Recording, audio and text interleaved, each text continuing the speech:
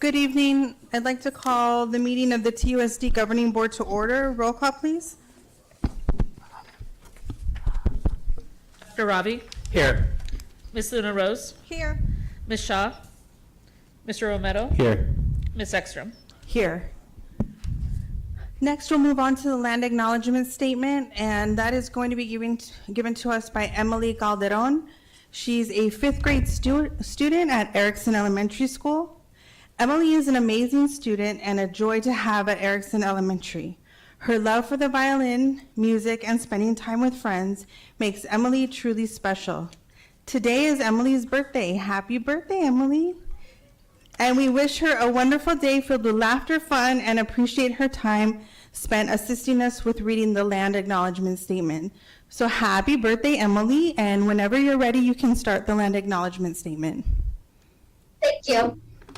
On behalf of the governing board of the Tucson Unified School District, I, Emily Calderon, acknowledge that the schools, buildings, and facilities of the Tucson Unified School District reside on the ancestral homeland, the Tohono O'odham Nation, and the federally recognized tribal land of the Sequoia Yankee tribe. Thank you.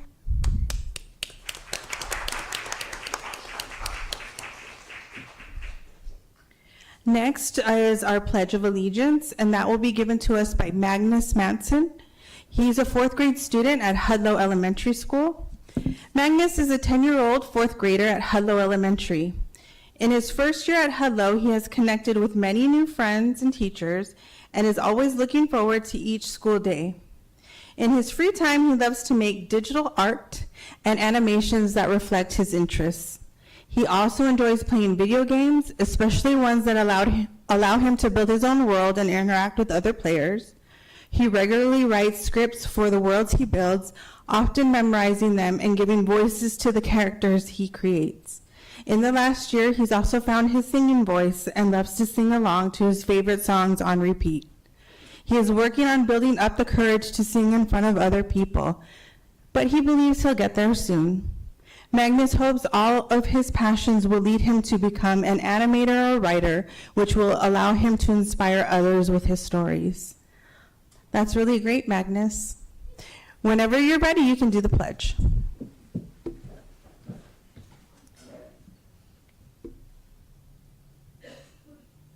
I pledge allegiance to the flag of the United States of America and to the republic for which it stands, one nation, under God, indivisible, with liberty and justice for all. Thank you so much. You're welcome.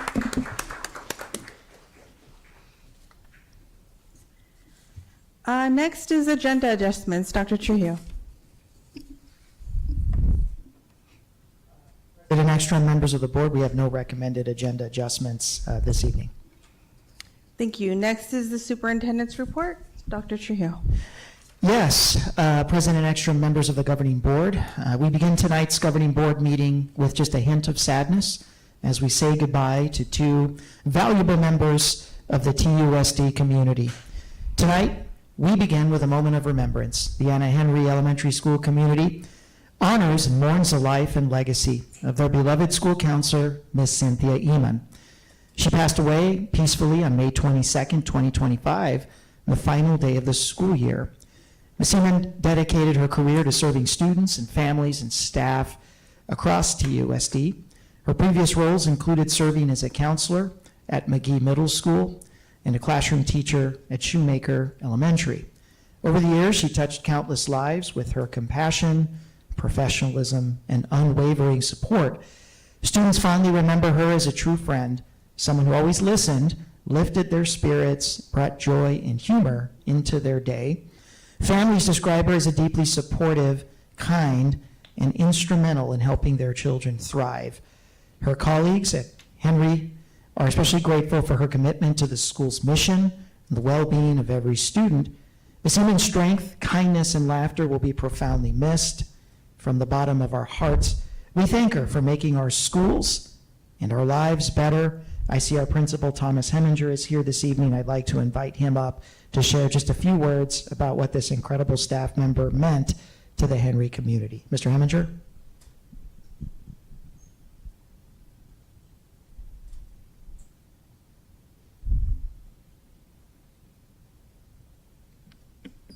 Thank you, Doc.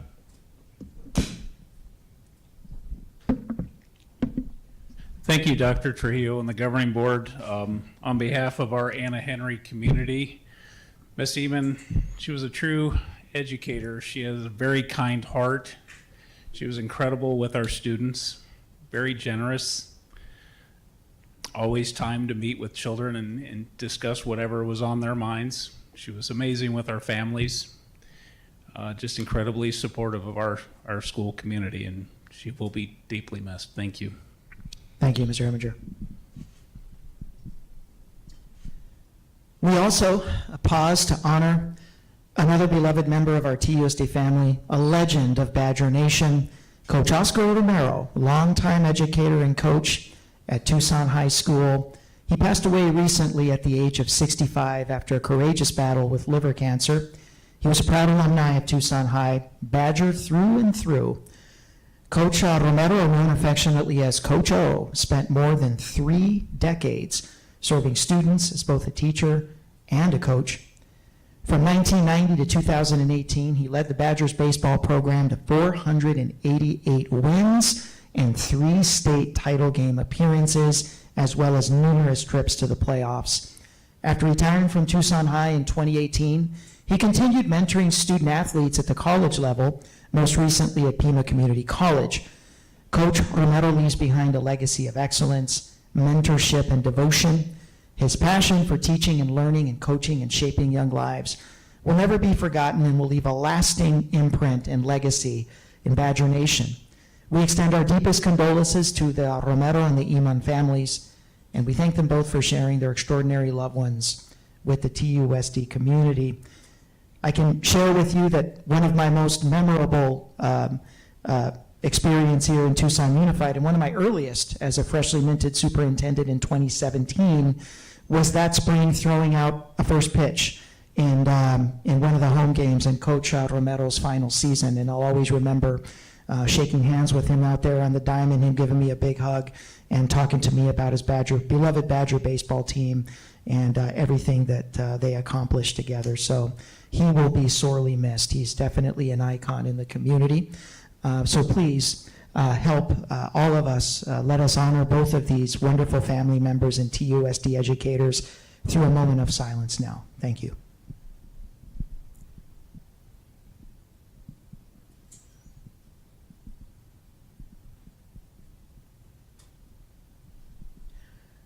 Thank you.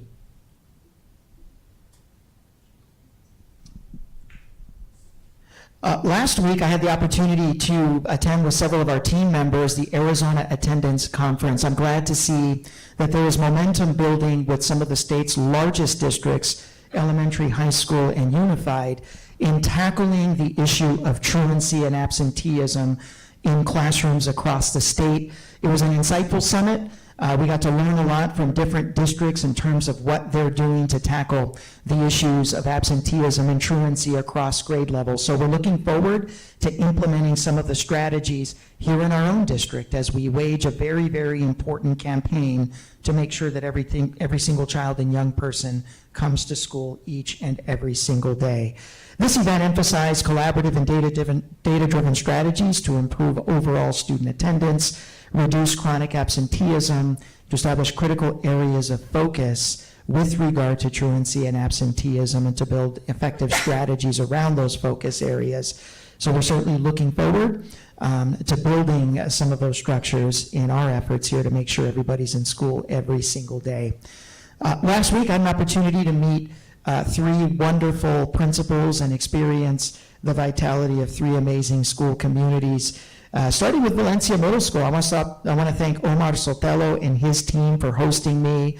Had a wonderful visit out there, in and out of some of the art classrooms. Had a wonderful, very, very insightful focus group with some very passionate Valencia employees who talked very candidly about some of the celebrations and some of the challenges out there at Valencia Middle School. So I want to thank those staff members for taking the time out of their day to talk to me, and want to wish Principal Sotelo all the best. They're off to an absolutely great start out there at Valencia. I had an opportunity to visit Badger Nation. I want to thank Principal John Lanza for hosting me out there at Tucson High. And I also want to thank Mariachi Arrayos for the impromptu performance. Justin Enriquez, we had no intentions of interrupting the class. They actually were engaged in a practice, but true to form, once they saw us walk in, they broke out into song, and we had an amazing performance from Mariachi Arrayos out there at Tucson High. I also want to thank Julian Martinez, who's the new theater arts teacher, who is establishing his presence there in the theater arts program, stepping in for longtime theater arts director, Mr. Art August. Very impressed with the classes. I also thank all of our CTE programs that we visited there that day, and Mr. Lanza for a wonderful visit.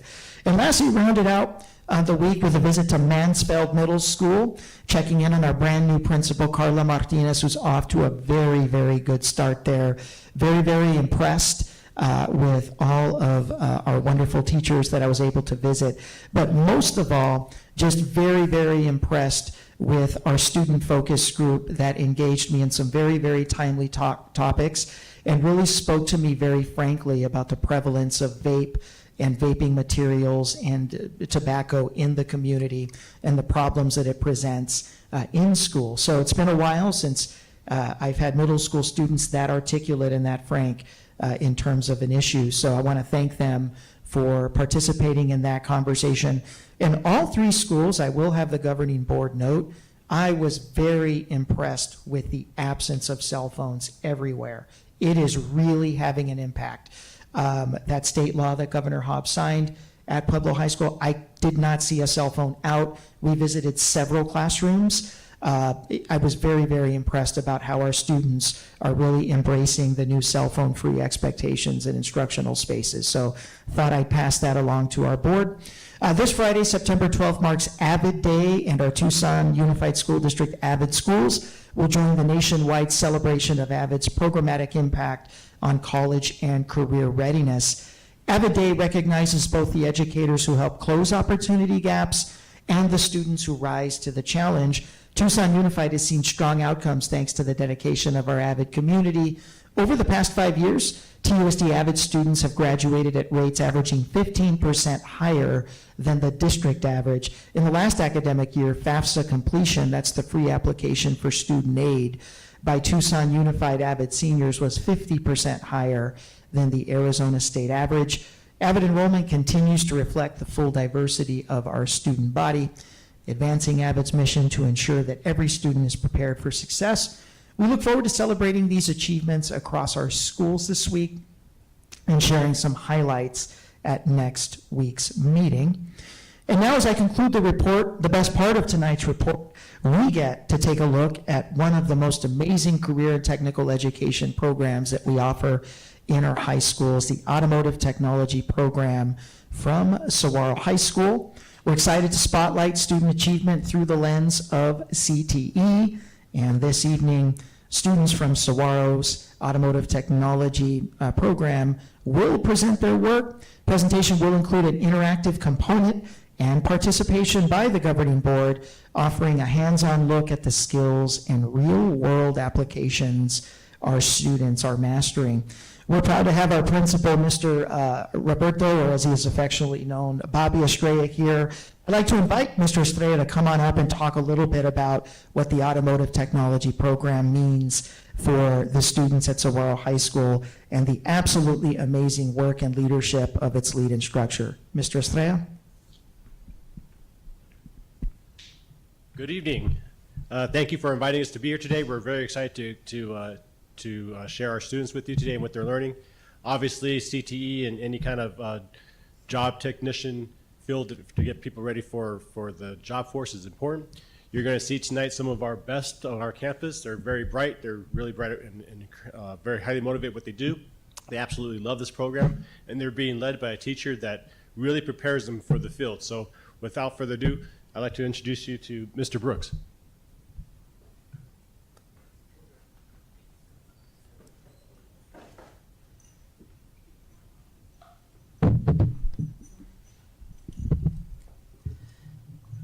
Well, good evening. My name is William Brooks. I'm the automotive technology instructor at Saguaro High School. I just want to say thank you to Dr. Trio for inviting us here this afternoon, evening.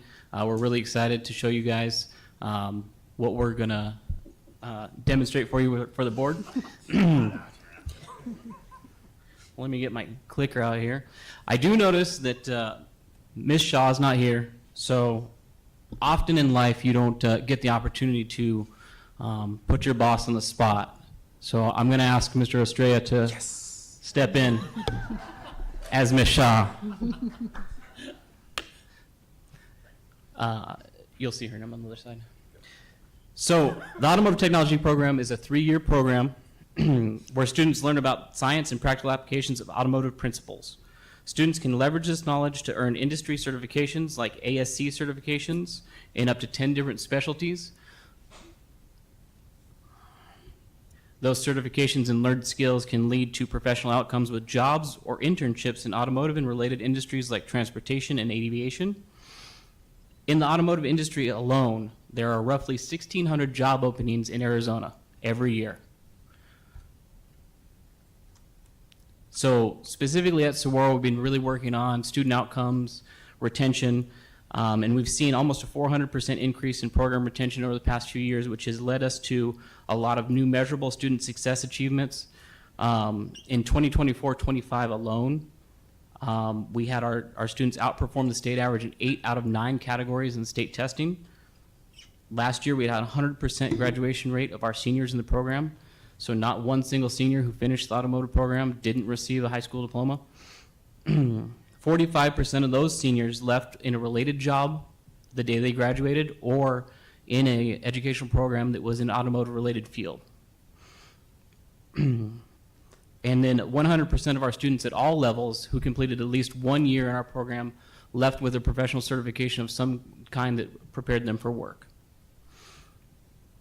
So today we're going to demonstrate one of the core principles of modern vehicles, which is 12-volt circuit building. We're going to have our students present to the board, Dr. Trio and now Mr. Estrella. So we've got Maddie Bastine, a senior. We've got Theo Boyd, a junior, who's also the president of our automotive CTSO. Guy Breeden, a junior. Paige O'Brien, a senior. Clark White, a sophomore. And Braden Nye Erickson, a junior. Let's go ahead and give them a round of applause.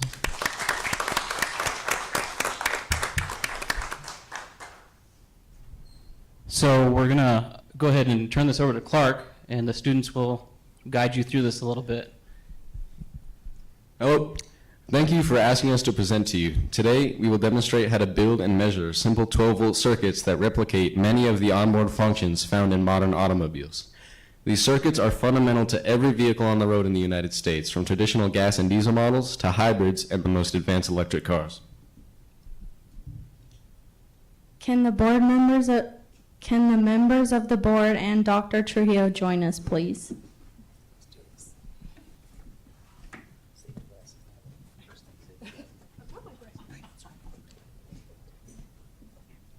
Safety is always the most important aspect of what we do.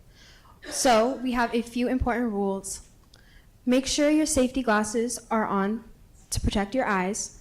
When we are manipulating the circuit pathways, ensure the power source is switched off, and be sure that there are no loose or incorrectly placed wires when the circuit is energized. 12-volt circuits control all the accessories of your vehicle, including door locks, your car stereo, like in today's example, lighting. Components of a 12-volt circuit consist of wires, connectors, relays, switches, power sources, and bulbs. Now the board members and Dr. Trujillo will assemble the circuit and illuminate the bulbs.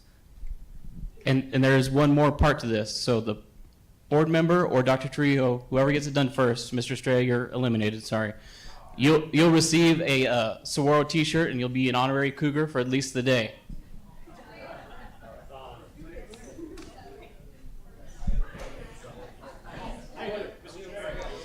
So what the students are doing is they're demonstrating how to build a 12-volt circuit to illuminate a light, such as would be in your car when you open the door or your map light. They're completely disassembled, so they're assembling the wires, and then they're also going to check for voltage. What they don't know is I have made all of them have a surprise.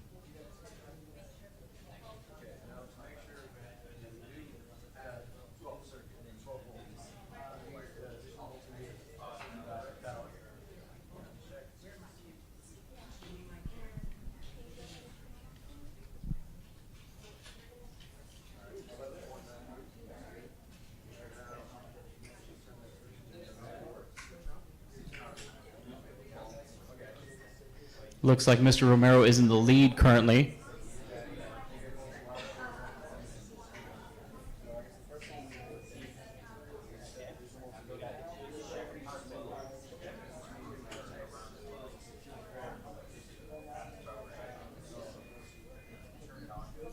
The beeping that you're hearing is they're checking for continuity. So they're checking to make sure there's a pathway for electricity in certain areas of the circuit, because we don't have a light bulb yet. So we're trying to figure out what's failed.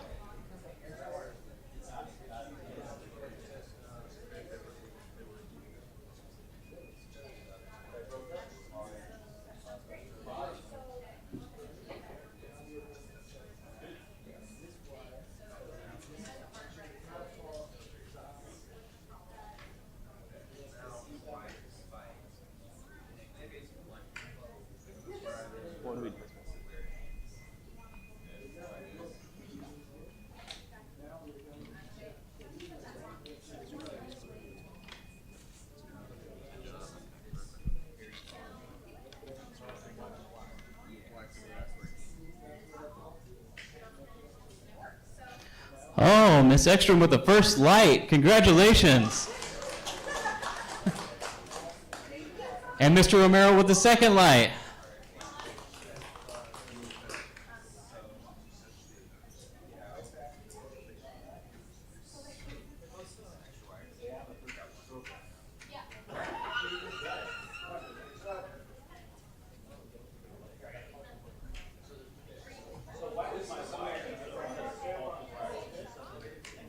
And Miss Rose.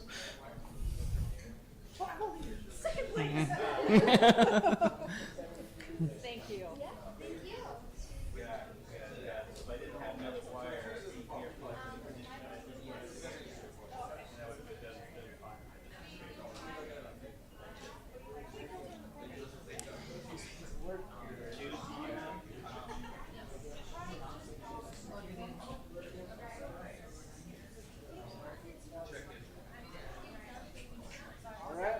We've got Dr. Shaw followed by Dr. Trio. Good job.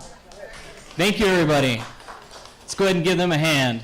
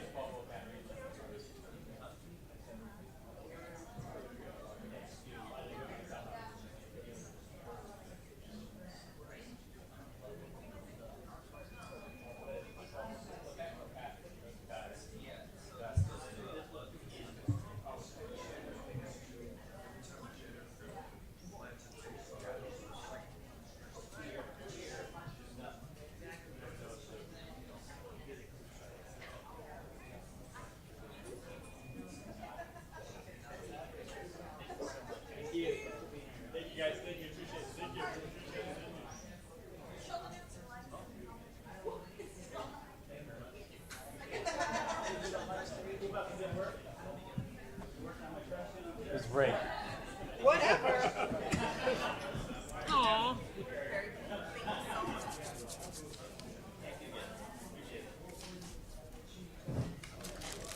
Should I put this on and make a reminder all night that you guys love it? Go for it. Go for it. Shove it in our face. Yay, and it's like CTE, like little gear and car.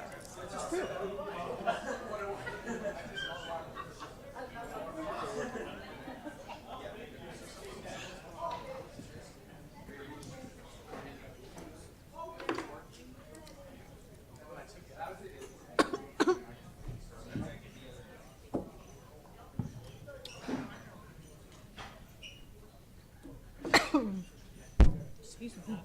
I'm coughing into the mic. Okay.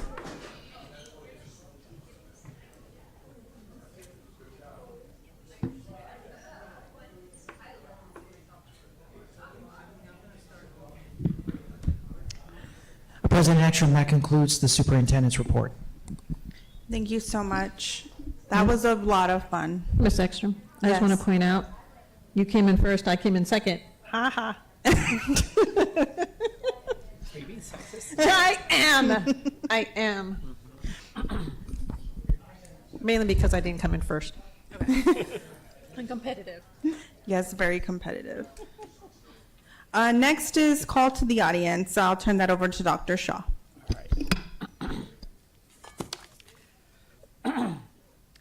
Members of the public may speak during the call to the audience. The governing board clerk shall be responsible for recognizing speakers and for maintaining order where it may be appropriate. Those who speak in person or want to have their comments read shall email or call the board office or complete a request to address the board form before the meeting. Speakers who have not completed a request form are not permitted to address the board.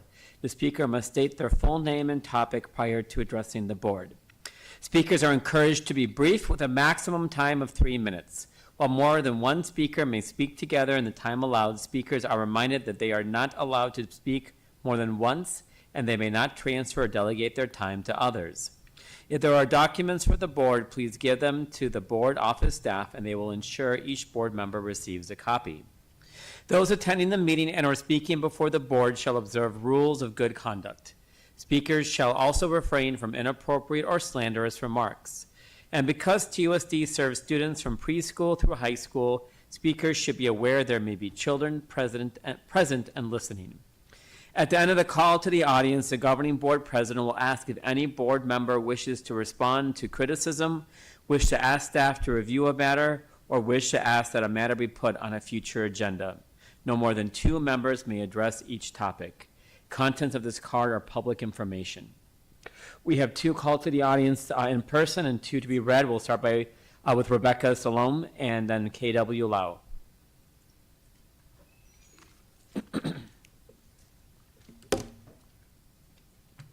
Hi, I'm Rebecca Salome, and I'm a substitute teacher in TUSD. Good evening to the members of the board, to Dr. Trujillo, and to Counselor Ross, and all of us here who care about the quality of education in our community. I've been substitute teaching for nearly 7 years, and it's been a thrill and a challenge and worth it. And I've been looking closely at the elements of the override proposition on the upcoming November ballot. Like many others, I am well pleased with the direction it's going in, but tonight I want to focus on the proposed pay raise, especially as it affects the district substitute teachers. We are operating under the assumption that we will be included in the pay increase portion.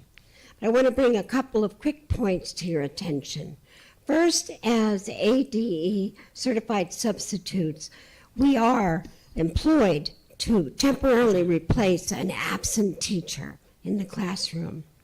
And since we are employed directly by TUSD, we do fall directly into that category called all other employment groups that is stated in the proposal. And second, it's important for the board members to realize that in 82 of the TUSD schools, substitutes have not gotten a pay raise since 2021. We know and we're certain that the board agrees that the district wouldn't be as excellent as it is without substitutes. And there are over 800 of us who are certified and committed to the vital work of educating our young people.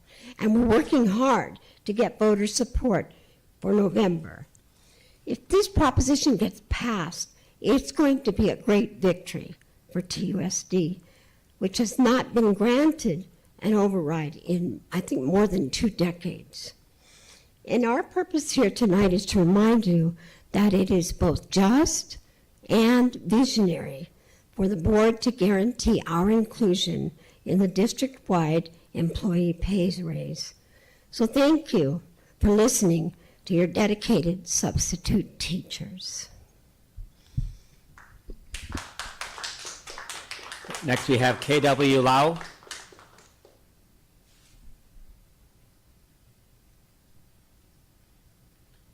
Good evening, board members. My name is KW Lau, and I am here to speak on behalf of the substitutes at TEA. I have been a substitute. This is my 3rd year going into it. I have worked in both full-time capacities and in part-time capacities, and I am also a team of the bargaining constituency with the with TEA. And during our negotiations, we have run into a couple of hiccups with the admin team, and I am here to ask some questions or to convince you to apply some pressure. Their delays have created such structures in which we as substitutes can be dissuaded from the fight, as we have rarely or don't hear too much responses when we have asked them questions, have asked them for timeliness in terms of setting up appointments, setting up meetings. And when we do have meetings, it is oftentimes within a 30 or 90-minute time frame. As a group who is starting a completely new contract, to only be given 90 minutes every month, and with that, with very little response and movement in setting those meetings, one, it feels a little disrespectful to our trade as substitute teachers who fill up quite a lot of time. There's over 800 of us, as Rebecca has stated, and our presence, I believe, is important for the quality of students, for the quality of teachers' livelihoods, and also for ourselves. Some of the things that we would ask the district or the district to commit on is if the district would be able to commit to a schedule in meeting us, in giving us our due time, in sharing our grievances, in working collaboratively to have processes that would both make the functioning of substitutes better for the school district and ourselves. The second thing I have to ask of y'all is, if there are certain barriers that make it hard for the admin team to meet with us, and if so, what those barriers are for us to be aware and how to work with them. Our last thing that I would like to talk about is here are the certain issues that we have been discussing that have been long overdue and having a solution for. Some of the things that we are wanting to talk about and resolve within our bargaining with the admin is things like due process, issues about our pay raises, as we haven't gotten one in the last 5 years, as other groups have. And the last thing that I would like to talk quickly about is that there is lack of clarity on how we can receive benefits such as healthcare and retirement. These things are important to keep the retention of substitutes, both long-term and short-term. Thank you for your time.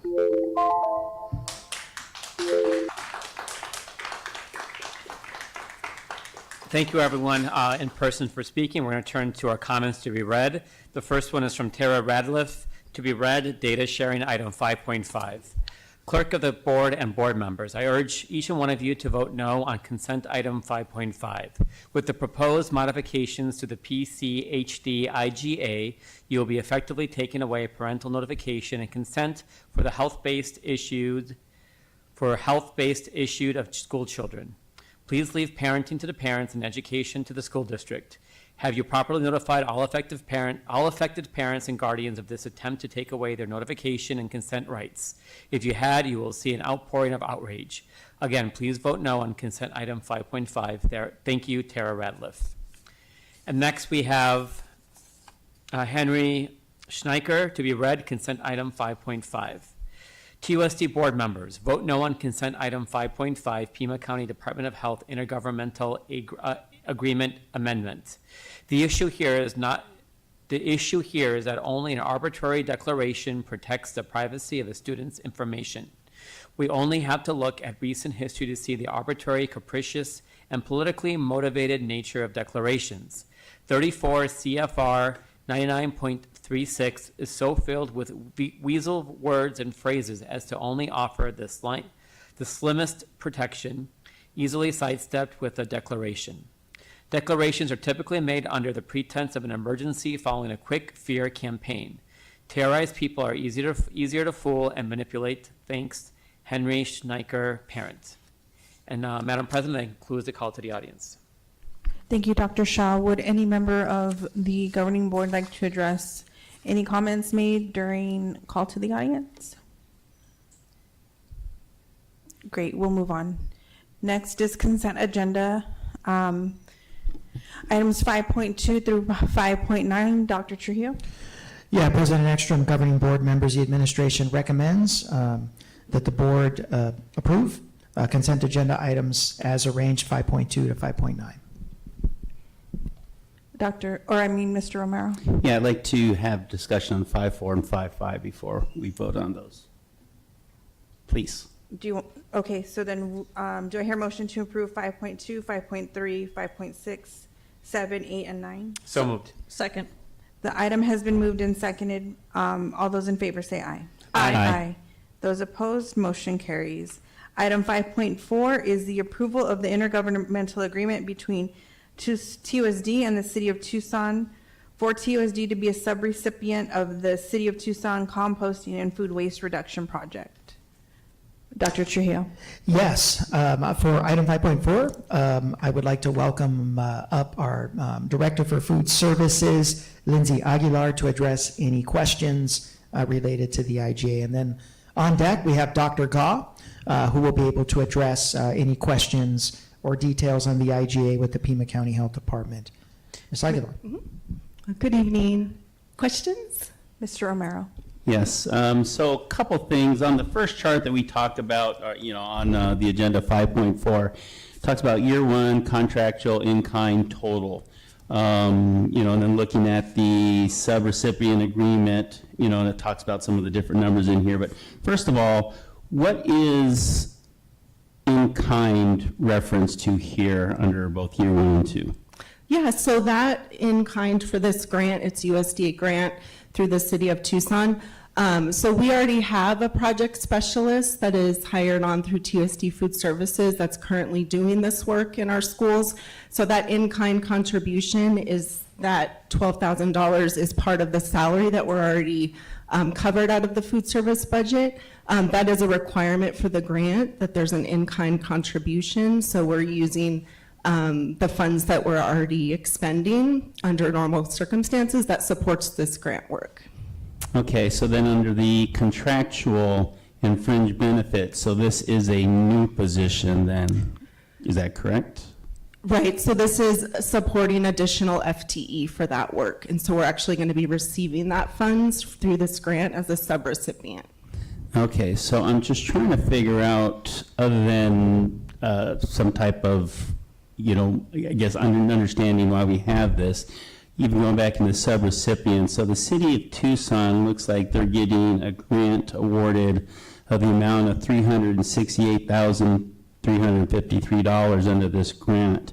And in that, the subrecipient, which is us, we get the amount not to exceed $66,198.60.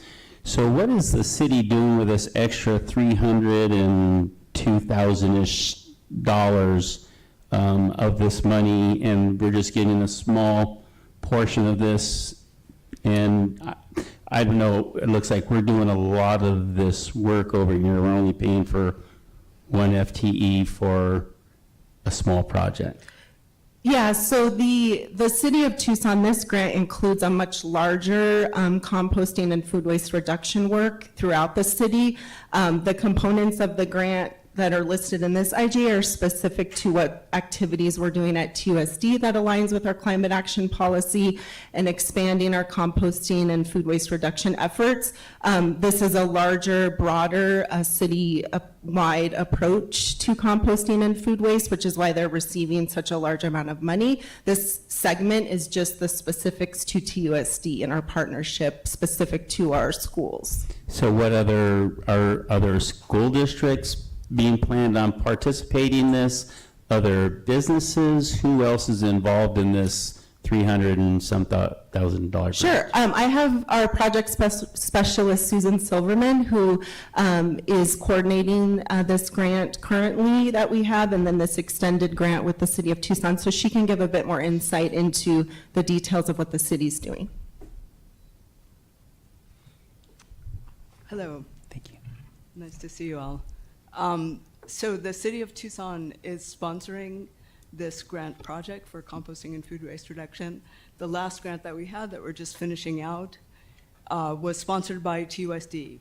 We were the sponsor of the grant. Now that grant, we were not able to renew it. It's a one-time grant, but we're still able to partner with the city. So it will be a new initiative involving schools that are not currently composting, just to pick up their food waste from the City of Tucson that'll send trucks around to the designated schools to pay for that. So that's our portion of the project.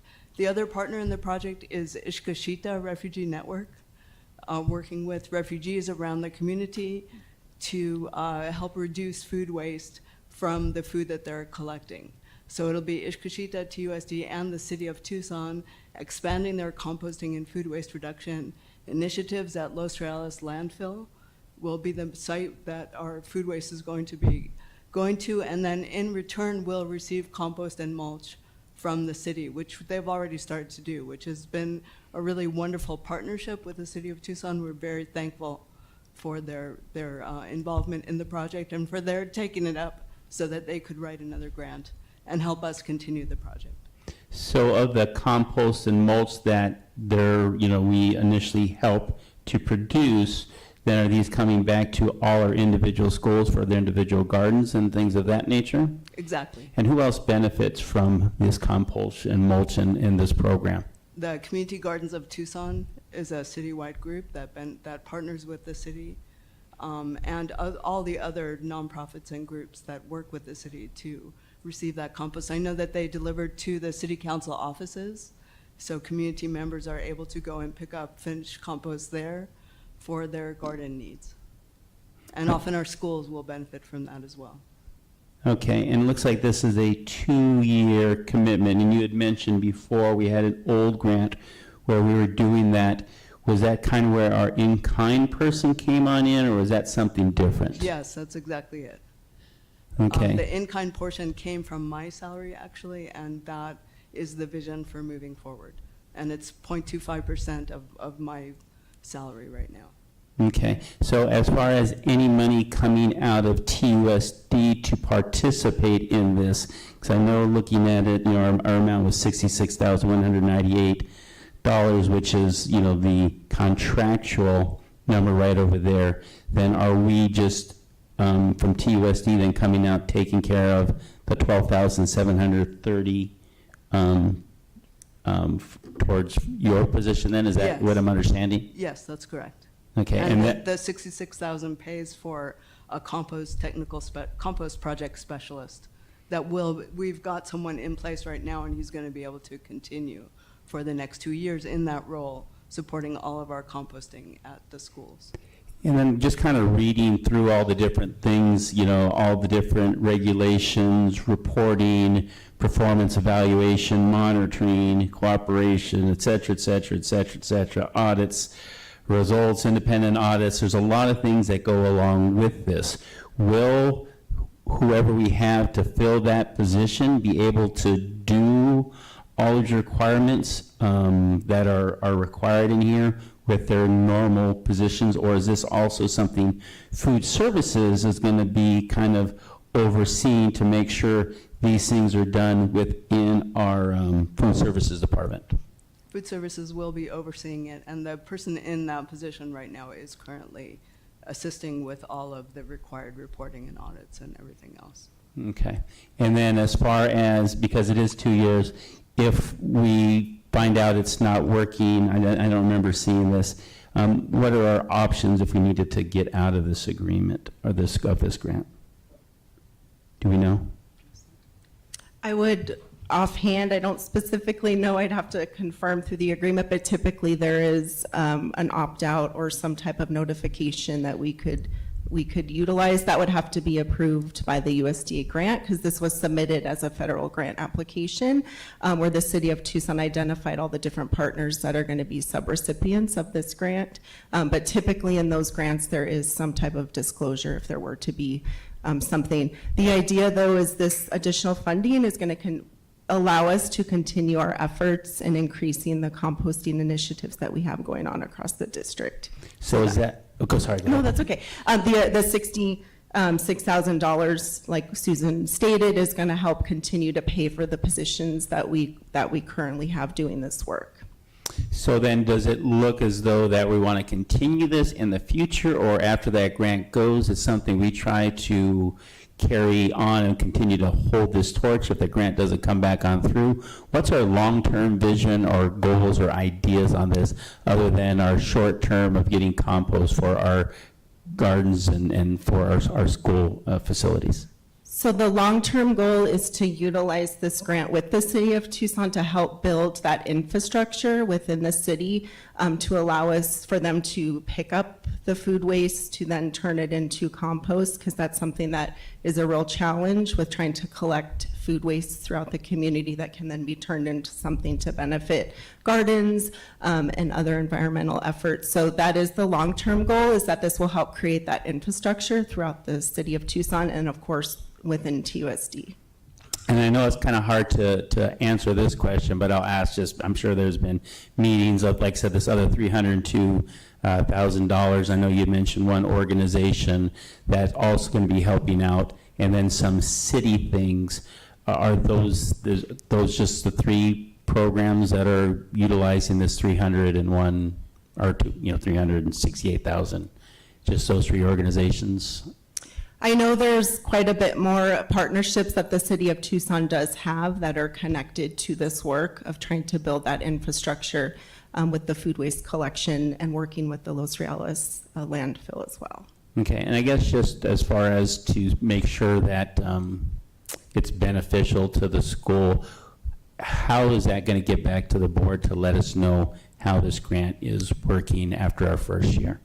So we do quarterly reports, and so we do post that information on our food service social media for our composting project, and that is something that we also provide to the grant requirements. So we, for example, weigh the food waste that's being collected across TUSD and all of the contributions that that's making to reduce food waste. So it is something that is built into the tracking and data, and the grant also has that built in to different partners that help analyze that data so that we can report the greater impact in our community from doing this. Okay, and so then currently are we doing then through food services the work that you're doing here before we came into this grant? So do we have record of what your department has done? Yes. Because again, for me, this is a new part that I was not aware that we had a in-kind, aspect of this. So I just want to make sure I understand all the intricacies of this. Yes, we Okay. definitely have that data.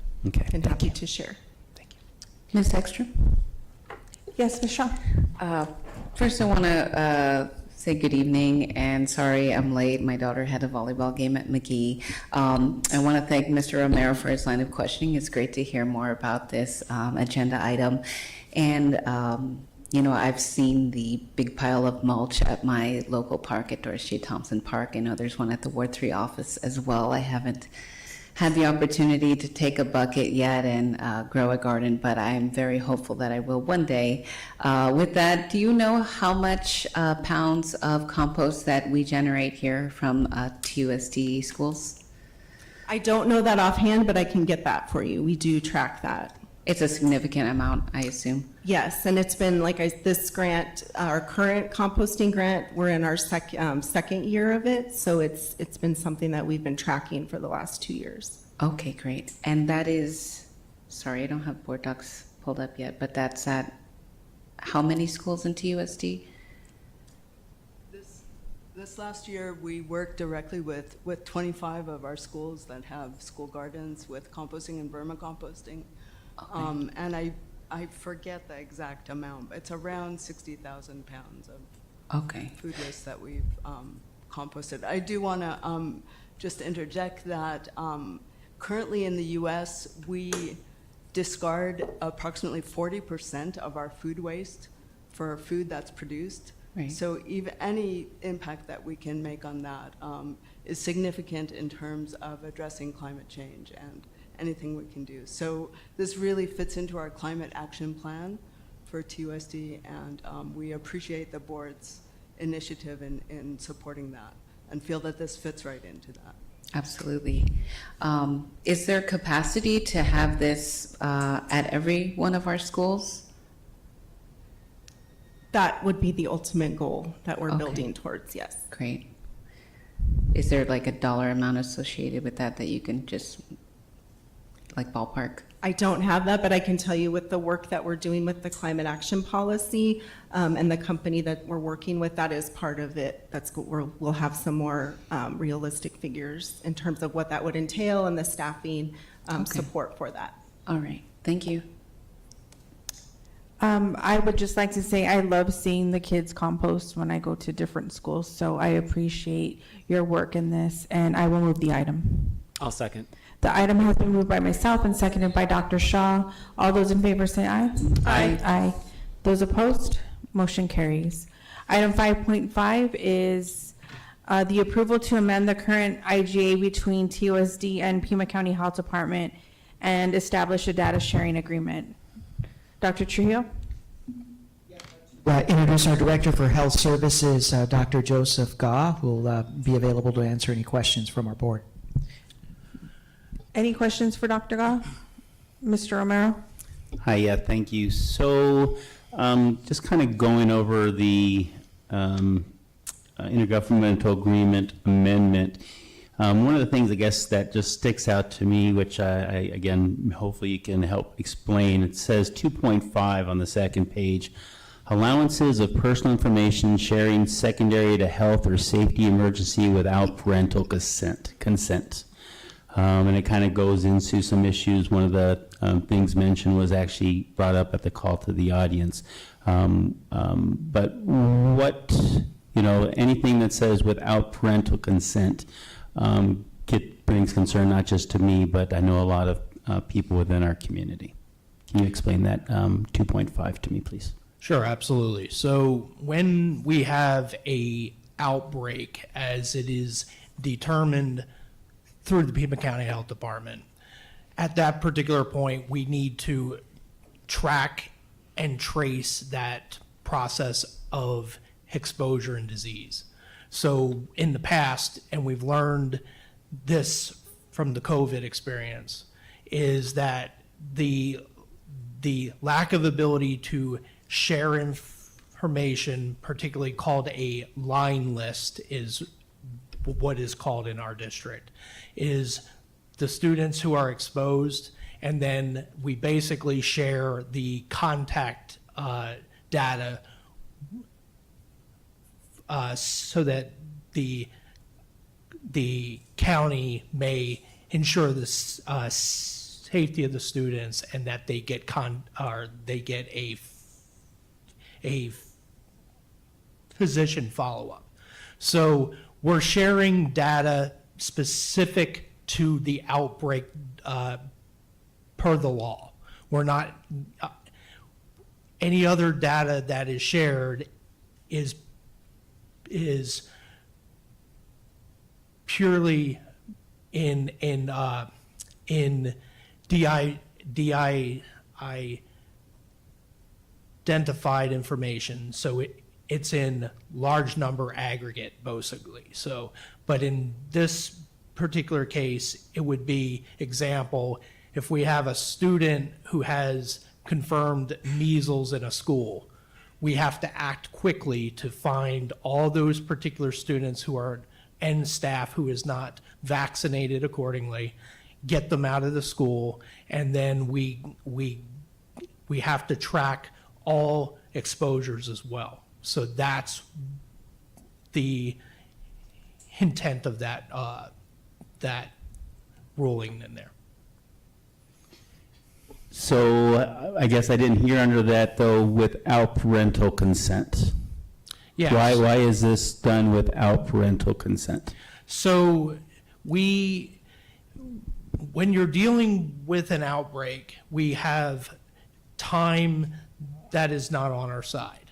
So what this particular step would allow us to do is to share the actual line list without having to contact every single parent on that particular line list.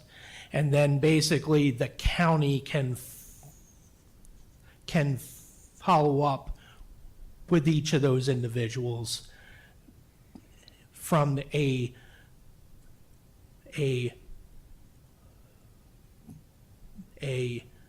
my apologies, my stutter has been really bad today, so. You're good. From a public health perspective for that, because they do have tools and support services that we do not. So basically it's telling the county, this is, so the students who have been confirmed as exposed, and they follow up with them. Okay, so I guess just even with that, explanation, just this wording in here to even have anything that mentions that we take it out of TUSD's hands and just gives it over to a government, a county government without parental knowledge of these types of things is very concerning to me that we would even consider doing something like that to our parents and people that are in charge of our students. I know for me personally, well, as you can hear, I'm talking about it right now, it would throw up a red flag on that. Is Pima County Health requesting this from all the school districts? Do you know? So all I can speak for is our district. So, but I can tell you with the current staffing model that school health has, with the current full-time equivalent that we have in school nurses, the contact tracing requirements, the follow-up, so one would need, if there's an outbreak to that, really puts a big strain on the staffing to do all that work if we can't share that data. So the alternative is we can continue to support that, but we need more personnel who are licensed in schools. Right now, we have a very limited amount of staffing who are licensed personnel that float between multiple schools. So they may not even be at that school where the outbreak is occurring. So we not only, so is this intended to increase data sharing to get content experts who are capable of guiding us in that particular event, but it's also to help reduce burden on that too, because during COVID, we were tracking contact constantly, but we did have support staff to help us in that process as well. And since those funds have gone, there is no, so we're pre-pandemic at this point, so. So it looks like this actually just might be an overview for if another situation similar to a COVID situation happens where we don't have the staff to take care of those things. Wouldn't it be a better option to have something as opposed to giving it to Pima County if we don't have the proper staff to be able to have something within, our budget somewhere, I'm sure there's something that Ricky can find. If we need to outsource something to help us with these versus handing over the keys to Pima County whenever they feel that something comes up, and now we basically give them the rights of our parents to do that. I think it would be more advantageous to earn the trust of our parents to say if a situation happens again, we will at that point outsource to get the amount of people we need to help us within the district and not bypass, their consent. I didn't know if that's another option that we've looked at or not, or if this is because it's all been proposed and it's not been, looked at in a different way. So it's important to know that we're not giving the keys over to anybody. What we're doing here is we're giving information to an approved public health government agency that supports our county. So what that means is I don't diagnose. My nursing staff does not diagnose. A healthcare provider who is licensed to diagnose is the ones who make those decisions.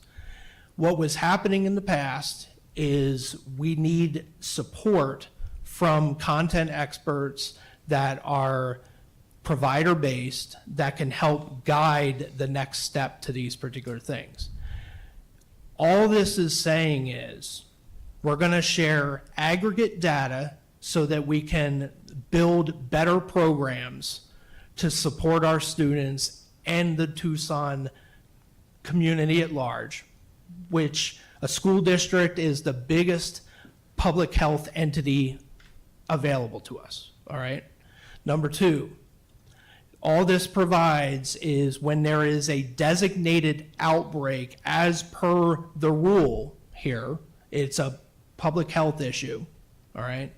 Then we share the line list that of the individuals who are impacted so that we can connect them with the services and help that is needed for public safety and to stop the outbreak. That's all this is saying. Yeah, and I appreciate that great explanation, so I do appreciate that. I think the only thing, again, still my reservation is possibly the language. The way that you've explained it makes a lot more sense than as what somebody else might take it in the language over here. So, Dr. Gall, thank you very much for your explanation. I appreciate it. You're welcome. Dr. Shaw? I'll move the item. I'll second. Ms. Ekstrom? Ms. Shaw? Dr. Gaw, this reminds me of, of course, the COVID times and the issue that we had when there were outbreaks at our schools, and the Pima County Health Department was slow to react to the data that we provided them and did not call it an outbreak, and we weren't able to close down schools. Does this IGA give all the power to the health department to do that? So we are giving the power to the content experts that are able to make that determination. But certain school sites who know, like, we have 40% of staff out, we have a huge amount of students out, and we have to wait a week or two for the county health department to react. This is my concern. So I understand that concern, but my health services department does not have the ability to make those determinations, and we can't speak for the capabilities of the county, right? So all we can do is build a system where we can get the maximum partnership as we possibly can. And this potentially could open up other doors to maybe developing a deeper partnership in a way where perhaps we get resources that are created specifically for our school district. Don't know how that would look, but that opens a door to that. But you can't go after larger grants of that sort or some alternative funding sources if we can't share data in that capacity. Right. Yeah. I mean, I'm okay with sharing the non-identifiable data and in many ways also the identifying data if needed. I'm just concerned that when you have information between different jurisdictions and there's an emergency happening, that Sure. it creates a vacuum where we can't react as quickly as we need to. So I can perhaps offer you a change that has happened. So since the pandemic, we have restructured health services where we have a cabinet of expert nurse leaders now who meet very regularly, and one of them is a disease nurse who works directly between us and the county.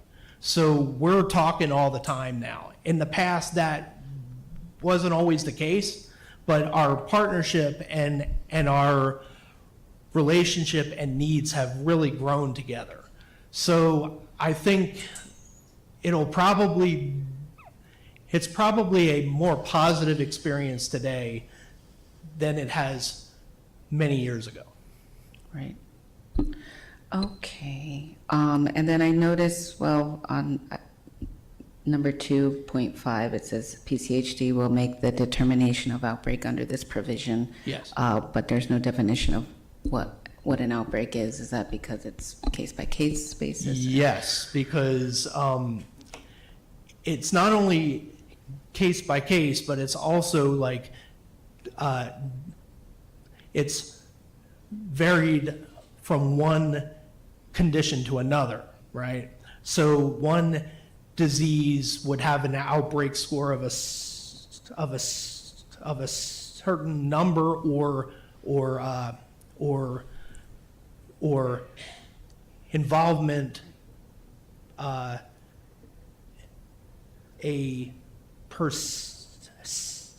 or a certain stated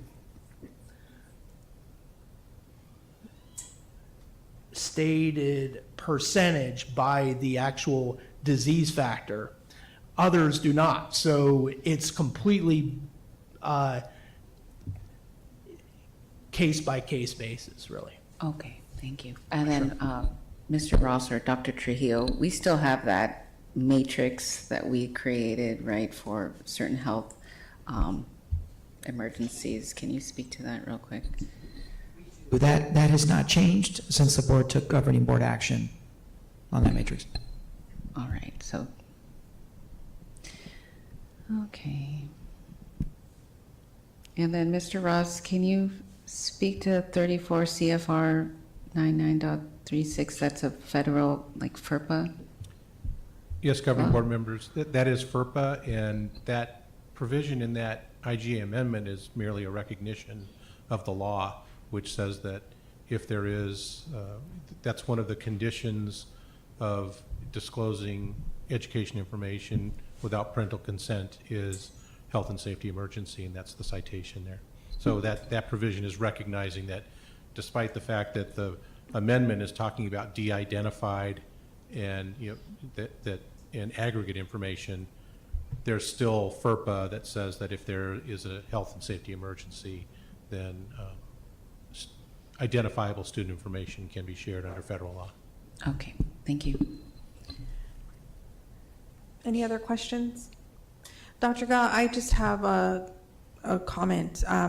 Would you, or a question and a comment, would you say that the Pima County Health Department has learned quite a bit from COVID and their contact tracing? So if another outbreak were to happen of that magnitude, they have all of the tools in their boxes to not start over, but to go ahead and move forward, not in the way that they did before, because they have learned from what they did in the past? So, number one, I can't speak for the county, but I can, the world of public health, I think, has learned a lot in the pandemic. And you have to understand, too, that, that there was a lot of variables that played into that pandemic, right? And so one thing that did speak very well is that the county, if I do recall correctly, they were nationally recognized as being a model for in certain levels of how they did respond to that pandemic, right? So the county will have the same challenges, right, as we all do, right? But I can tell you through our partnerships since the pandemic, it has been a very positive experience, and we are building toolkits and practices together so that when that next happens, we're in a much stronger state of preparedness at this point. And as someone who worked during the pandemic for the county with the health department trying to get information out to communities, I will say that they have learned a lot, and I have put utter faith in the fact that they care about this community and this school district. So I will call to the question. All those in favor say aye. Aye. Aye. Those opposed? Oppose. The item passes 4-1. Thank you, Dr. Goff. All right, thank you. Next is 6.1, Governing Board Expenditure Priorities for the Budget Advisory Committee for fiscal year 27. President Ekstrom, members of the governing board, one of the major functions of the board is to determine the specific or potential expenditure priorities that you would like to assign to your appointed committee charged with making budgetary recommendations. Budgetary Advisory Committee, we want to get that item ready to go for you so you can make those determinations at tonight's meeting. As we do have our September meeting, I think coming up in a couple of days, we want to be ready to go. So I've invited our Chief Operations Officer, Mr. Hernandez, to take us through just where the committee landed last year. And as always, the administration, we always bring our ideas to the table, not to say that the board will accept them or not have any of your own, but we always like to put ours in for consideration as well. Mr. Hernandez? Thank you. The COO is the Sun Devil. The CFO is the Wildcat. Dun, dun. Juve can hear me. So, yeah, sorry. So good evening, board members. So yeah, these are our recommendations to you on priorities for the budget for fiscal year 27 for the Budget Advisory Committee. Budget Advisory is actually scheduled to meet for the first time tomorrow. So it's very timely that we get these in front of you. But before we move into fiscal year 27, these were the priorities that you all approved for the BAC to discuss for fiscal year 26. So they went over summer school, specifically, looking at the academic benefit of the program, how we fund it beyond the 24-25 school year, looking at admin positions like specifically assistant principals at schools, reviewing the student fee schedules, and also looking at PE and fine arts teacher positions across the district. When the committee came to you in February, these were the recommendations that they brought forth to you. So summer school, they asked that we prioritize transitional years over other types of summer school programs, knowing that we will not have access to the same levels of funding like we did in prior years. Administrative positions, specifically around assistant principals, the recommendation was to create a comprehensive rubric to review allocations of APs across schools. Because currently under formula, we have several schools whose enrollments have fallen below formula to keep APs, But due to the kind of the complex nature of that position, the committee wanted to look at, looking at other factors, as well as having departments look at comprehensive review of potential budget cuts to help sustain some AP positions if possible. They recommended keeping the existing student fee schedule, so no changes to the fee schedule that was adopted earlier this summer, and also maintaining all existing funding levels for fine arts teachers, for PE teachers at high schools, and trying to figure out partnerships and other ways to fund those PE teachers at K-8 levels. One of those is currently embedded into the override, is PE teachers in the K-8 schools. So for fiscal year 27, we have 3 priorities that we're currently recommending.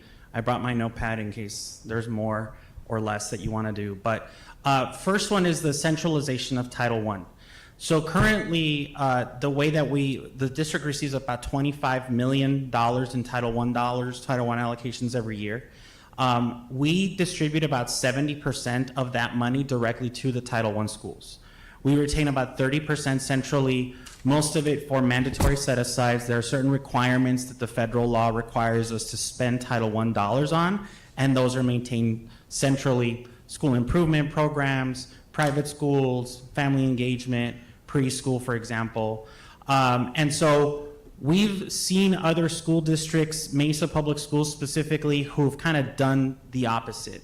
They use the dollars more centrally for district-wide initiatives that benefit the entire set of Title I schools or the entire district, and a smaller allocation going to the schools for kind of school-based initiatives.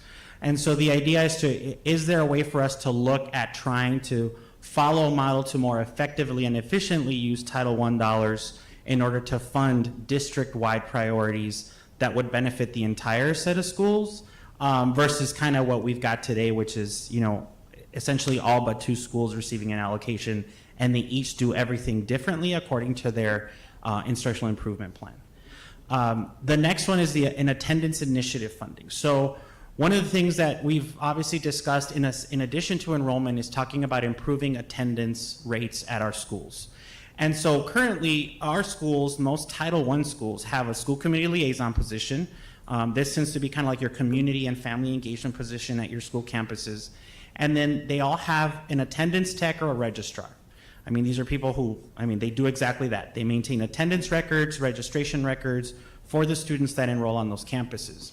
One of the functions of those attendance techs and registrars is to follow up on reports that are provided through Synergy, which is our student information system, to principals to say, here's a pattern of students who are missing multiple days, students who may already be eligible because they haven't been here for 10 days and should be dropped, looking at a variety of attendance data. What we haven't been doing is trying to deploy resources to catch those kids before it gets to a point where they have to be dropped, right? Where the school community liaison can then work with the attendance tech to say, hey, this student, student A has missed 4 consecutive days, unexcused, we haven't heard from mom or dad. The school community liaison can then engage with the family to say, hey, what's going on? Is it a transportation issue? Is it you need a uniform, connect you with the clothing bank? Do you need medical services? Something where that community liaison can be the partner for those families so that those students can then become re-engaged before it's too late. Go ahead. Jump in here because in November, the board's going to get a more comprehensive 3-strategy approach to attendance and truancy interruption and credit deficiency prevention. But we know that there's a financial aspect to this, and our ask is at least to have budget advisory look at it, because one of our key learnings as we interfaced with other districts around the state a week ago at the Truancy and Absenteeism Conference is the absence of school-level outreach teams personally connecting with families really exacerbates absenteeism and truancy.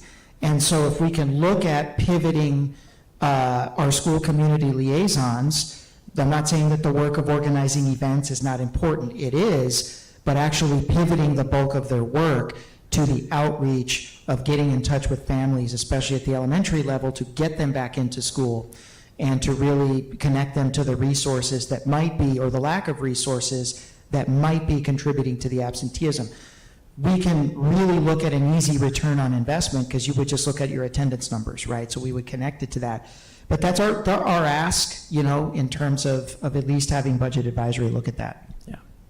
And as I mentioned in the other one, there is a component that the board committed to in the override to try to fund a portion of this initiative, but certainly, as Dr. Trujillo mentioned, the Budget Advisory Committee would be welcome to take a look at this a little bit deeper. And then finally, resource deployment criteria for schools. Basically a fancy way of saying how can we improve or do better in terms of how we allocate resources, be they positions or operational dollars, to schools that don't just account for student enrollment. Right now, the basis for a lot of what we do, teaching positions, school supplies, you know, janitorial supplies, everything under the sun, seriously, is managed based on how many kids you've got on your campus. But sometimes what we're finding is that schools that are smaller compared to schools that are bigger have essentially the same types of resources as bigger schools. There's kind of questions about inequities. There's also questions around efficiency, right? Is this the most efficient way to be allocating resources around positions or deploying other resources around operations? And so are there other aspects to the funding formula that we can look at besides student enrollment as a way to deploy dollars to schools? Yes, Dr. Trujillo. So this is a tough one, and I know people watching this right now, there's passion points around this, but we have to start looking at least the critical question of, are we deploying our resources in the most equitable way? Right now, there are aspects of our staffing and support that every school gets a position no matter what. You can be a school of 300, you can be a school of 700, and you'll get one of this particular position. But what if you have a school that demonstrates a stronger need? They have a higher percentage of ex-ed. They have a higher percentage of English language learners. They need more intensive support. Should not they receive more of that particular resource? So we do that basically throughout our staffing models. And then you also have the staffing just based off of numerics. And so we felt like it might be a good starting point to have budget advisory really start to take a look at how we staff and if we should look at more of a needs-based, develop criteria for how we deploy resources, everything from reading and math interventionists to counselors to social workers. How are we distributing those resources that isn't just tied to a specific numeric?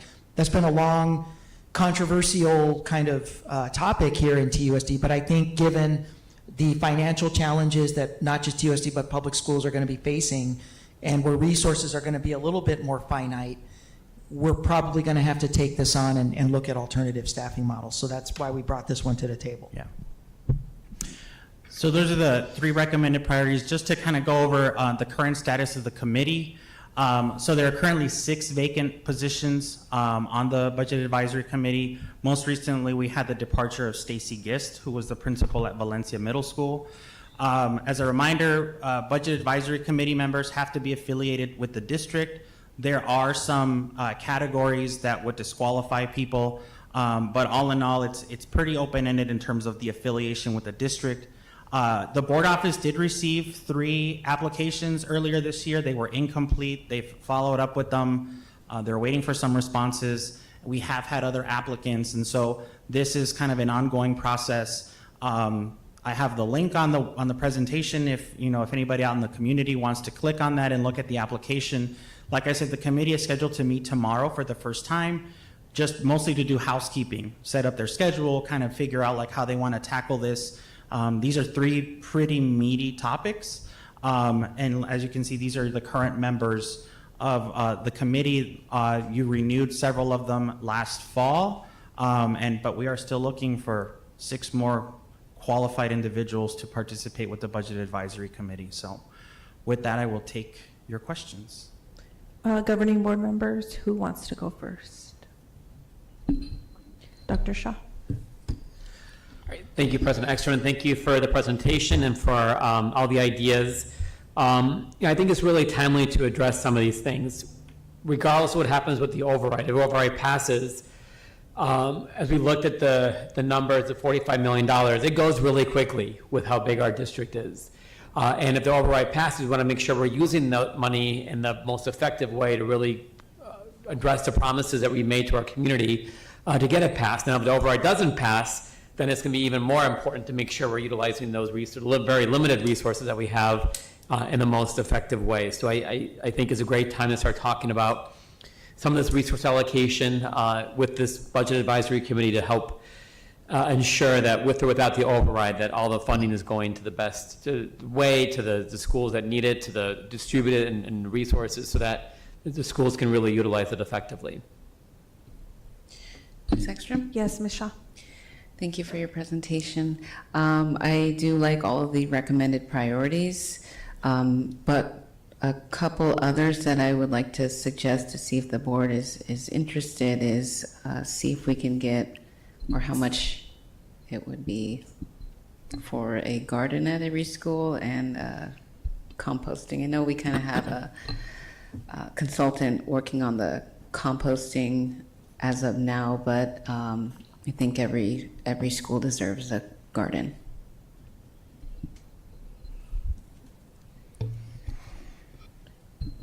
Was that it, Ms. Shaw? For now. Okay. Go ahead, Mr. Romero. So going back to talking about attendance initiative funding, talking about deploying resources, stronger synergy between school community liaisons, and taking more, as opposed to setting up events more towards, the attendance aspect of it. Do we have any type of data showing based on schools? 'Cause I know not every school has a community liaison or someone that's kind of in that role of the job that they're doing that ties into their attendance for those schools. Do we know? Yes, Dr. Trujillo. We don't have any school level teams that actually meet and crunch attendance data and identify trends and go and engage families. That is a first level strategy that districts utilize that are more successful in reducing absenteeism, which is why we see bullet number 2. But what exists right now is we have kind of a bare minimum, which we have an attendance tech, and those folks work very, very hard. Attendance techs are in every single school. They generate reports, and they do sort of, their charge is notifying teachers, notifying parents when their kids miss school or when there's unexcused absences, but that's it. There is no further engagement strategy beyond that. And so when you look at our lineup of school level positions, the closest that we have when you review the job description that could probably most quickly pivot towards that work is a school community liaison, because so much of getting students back to school involves parental engagement, which is a natural part of their job and actually what needs to be happening more often. So when we really did a deep dive on how we could get this first level of the absenteeism interruption infrastructure established, this is going to be a cornerstone piece. So how much does it cost? What kind of return on investment do we want to, measure it against? How are we going to really show that this is going to move the ball forward? So it's just an initial cost analysis, in terms of what it's going to cost, because not every school has this position. And then also then kind of looking at that, and I think we've already kind of had enough conversation where it's hard to talk about, we know where our enrollment's kind of has been going. We need to adjust it to attendance and absenteeism and all of these other issues that go along with it. And I know within our system we have enrollment ambassadors. Have we looked at maybe, since those are really not being effective, utilizing those to be part of this attendance initiative that are filling in those roles? And then do we see it where there's a more of a drastic need, high school versus middle school versus K6 versus K5? So I'm glad, we're talking about absenteeism, because when you're talking about overall enrollment, it's a two-headed beast. The first head of the beast is very public and very visible. It's withdrawals. It's families that leave the district.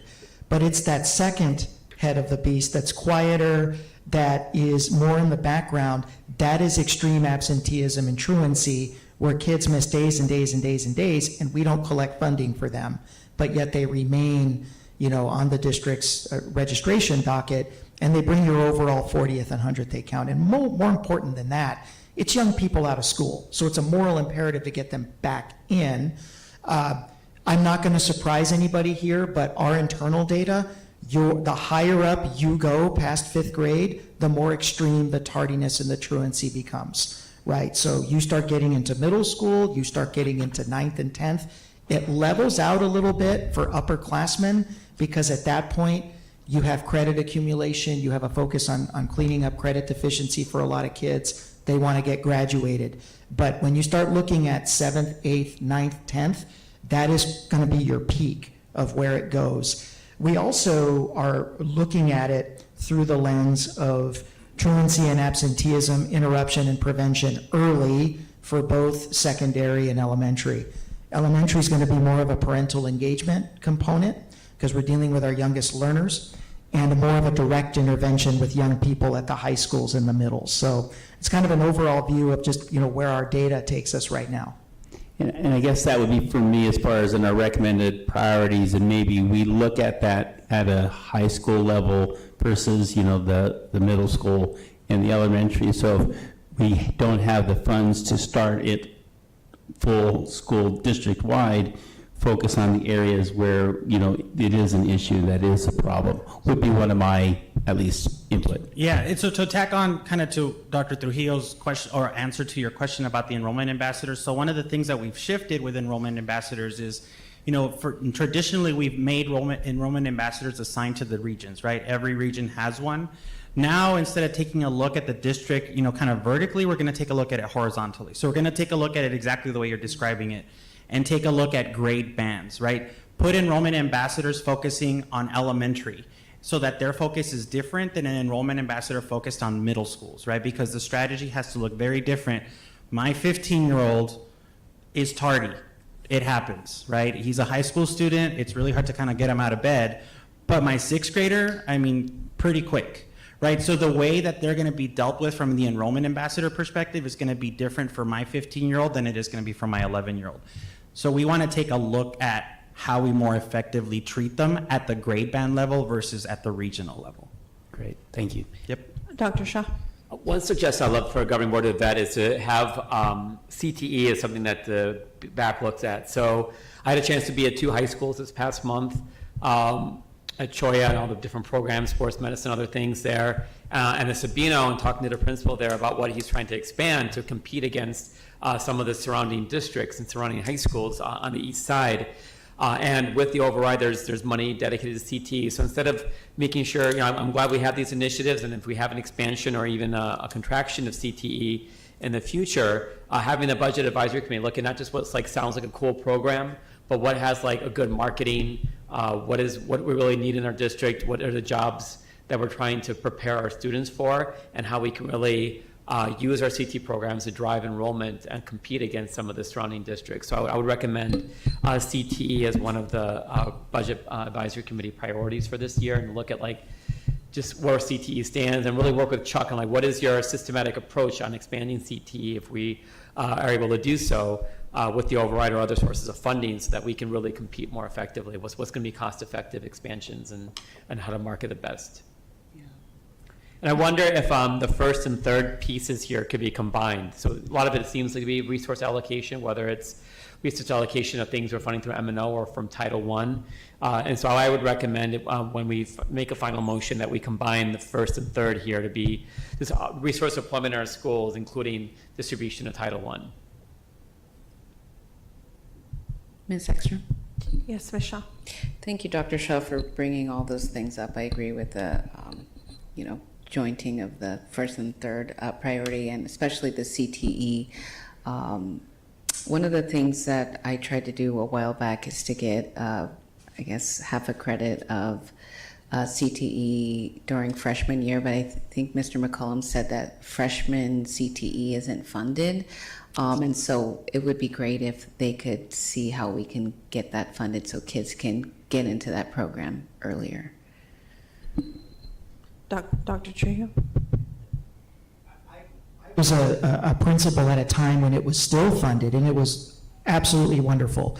Every single freshman in the system would have an exploratory CTE course. They would have a smorgasbord of all the different programs available, and it was a semester, so it would fit with health or PE. You could flip-flop it, and it dramatically increases the amount of students that go into a CTE program sophomore year. The district benefits because every time you get a program completer, you get more Perkins grant money from the federal government. Your chances of getting a student to actually complete a CTE program are dramatically increased if they start at sophomore year. If you hook them in 11th or 12th, they might take the courses for a few years, which is great, but you don't get the completer benefits, and they don't get the certification that they need for that area. So when you talk about a 9th grade course, you significantly increase the amount of students that go immediately to sophomore and take these 2 and 3, these 2-year programs by the time they walk. So I think that's another area we can do like a cost analysis. And that's also where you pick up where Dr. Shah's talking about, you get the students giving you the direct feedback about the most popular programs or the programs that they want to see replicated, because that's what that survey course does. Whether it's robotics or 3D animation or it's the automotive technology folks, it gives you a bird's eye view of where you want to expand sections. I remember having all that information available, and by the time I was, late into my principalship, the funding had already been cut, and we were kind of just operating in the dark again. So I think that might be something that Budget Advisory could look at. Yeah, the freshmen can participate. It's just, we don't get funded for them. Ms. Luna Rose and then Dr. Shah. Okay, thank you. As a board liaison, we do have a meeting tomorrow, so I appreciate the conversation. I think, because Ricky and I were talking about this a little bit earlier today, these are kind of heavy topics.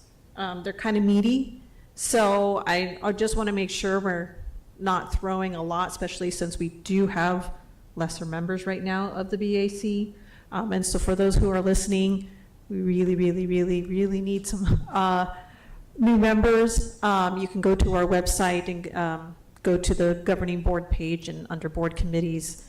But that being said, I do like the combination of Title I and resource deployment. I'm not sure. I mean, we could still obviously flesh that out. I do like Ms. Shaw's suggestions. I'm just not sure right now where we are. I'd kind of like to see the CTE first, and then maybe somehow bring on I think the composting is great. I just want to make sure that because these are kind of a little bit heavier than some of the ones we've had in the past, that we give them equal capacity. Right. If I may, Ms. Ekstrom, I just think the garden program is kind of low-hanging fruit, and we already have it. It's easy to replicate, and it's also something that can drive enrollment. We can push every school in TUSD has a garden, and your child will be in that garden. So, I hope the board can consider adding that as a priority. We can have that discussion. Dr. Shah. I would say the gardening and composting is great. It's a really great implementation of the climate and sustainability policy. And we did hire a consultant. So in terms of Back's work, I'll maybe wait to see what the consultant says, who has done these kinds of things around the country, to see how they would recommend implementing some of the pieces of the climate action policy, including the composting that we had included in there. And I have one other topic I'm going to propose for the Budget Advisory Committee, and that would be early child education and before and after school programs. We know that federal funding is drying up for a lot of these programs, before after school care. We've had some really tough conversations on this dais about tuition costs for preschool and how we're going to continue funding that. We know that we need to be more competitive with other districts when it comes to before and after school programming, so that parents can choose that and still work and do everything they need to do. And I'd love for the back to take a look at what exists, what's the landscape, on this. How do we stay competitive with other districts and charters when we offer our before and after school program? How we're going to continue to fund ECE with or without the override. I know ECE was part of that override package as well, the early childhood education. So I think that would be a great topic for the BAC to really dive into and really come back to the board with some recommendations on how to best use the funds we have available with or without the override on managing our early childhood education, as well as some of our before and after care programs for our kids. Okay, I'm a little concerned with the centralization of Title I funds. How would that affect each school? So what we would do is essentially the per pupil allocations would be dropped. We would still have to follow the rules, right? In other words, only schools that have a poverty rate, I guess, you could call it, of 40% and above are eligible to receive Title I dollars. So we still have to provide dollars to the schools.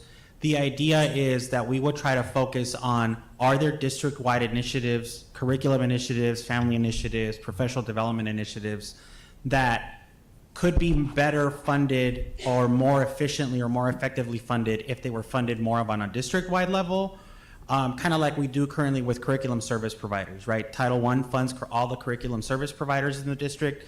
That is an initiative that we rolled out as part of professional development for teachers, ties into school improvement.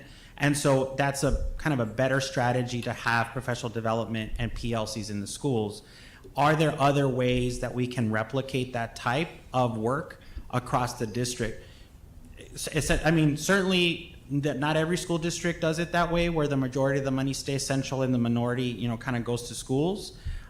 We've been doing it this way. I mean, we were doing it this way when I was in the district 25 years ago. So can you give an example of what that would look like if you were to take away, if you were to flip-flop the percentages?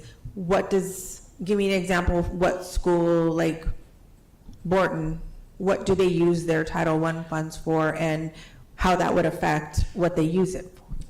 Yeah, I think it's a great question, and so I'm going to use like school A because I don't want to freak out any school. Yeah. So I'm going to say, let's say. I know I'm wrong. we didn't mean Borton. I did not mean Borton. Okay. No. I'm going to say, let's say that school A has its long-standing site-managed title budget, and they fund a library assistant, and then they fund maybe 2 TAs, and then maybe they fund what's another eligible position like that? An interventionist. They might fund an Math additional math interventionist, right?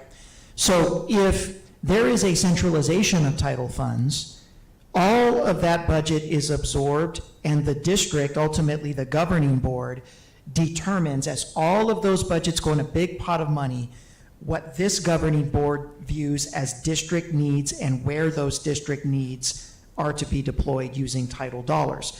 So the other side of that, the governing board could decide, we really want to lower counselor ratios, or we want to support areas, because it's an add-on, we want to support areas around the district where caseloads are excessively high. You could then use your title to aim additional counselors at those schools. You could use those additional title dollars to aim TAs at maybe early education classrooms that are already crowded. You would have that ability. So it ties back to the resource deployment conversation that we were having. But to echo, President Ekstrom brings up a very, very valid question, preparing the governing board for what the potential noise would be, right? So in a school A situation, you would probably get emails, that, hey, listen, these people have been working, they've been in these schools. That's why it's such a tough conversation. Then you layer on that Congress, I believe the cut to Title I will affect us to the tune of about $7 million. Right. So now your overall title dollars are getting small enough anyway where you may want to consider centralization.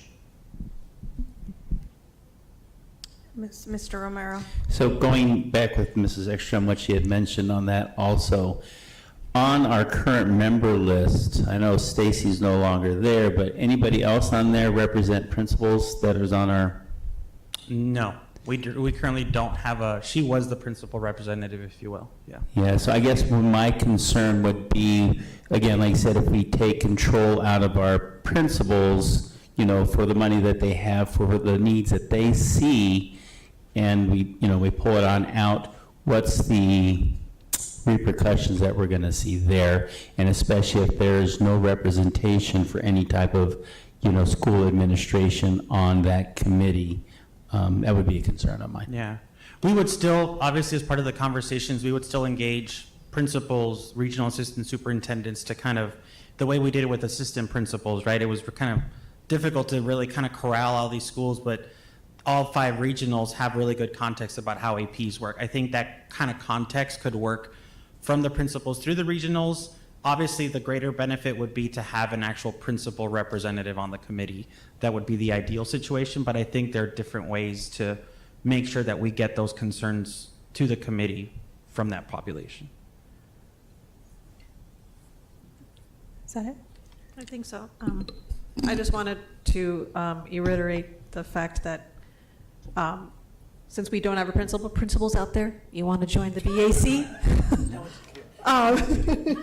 Or APs, or anybody that's, in administration that would like to have a voice in making sure.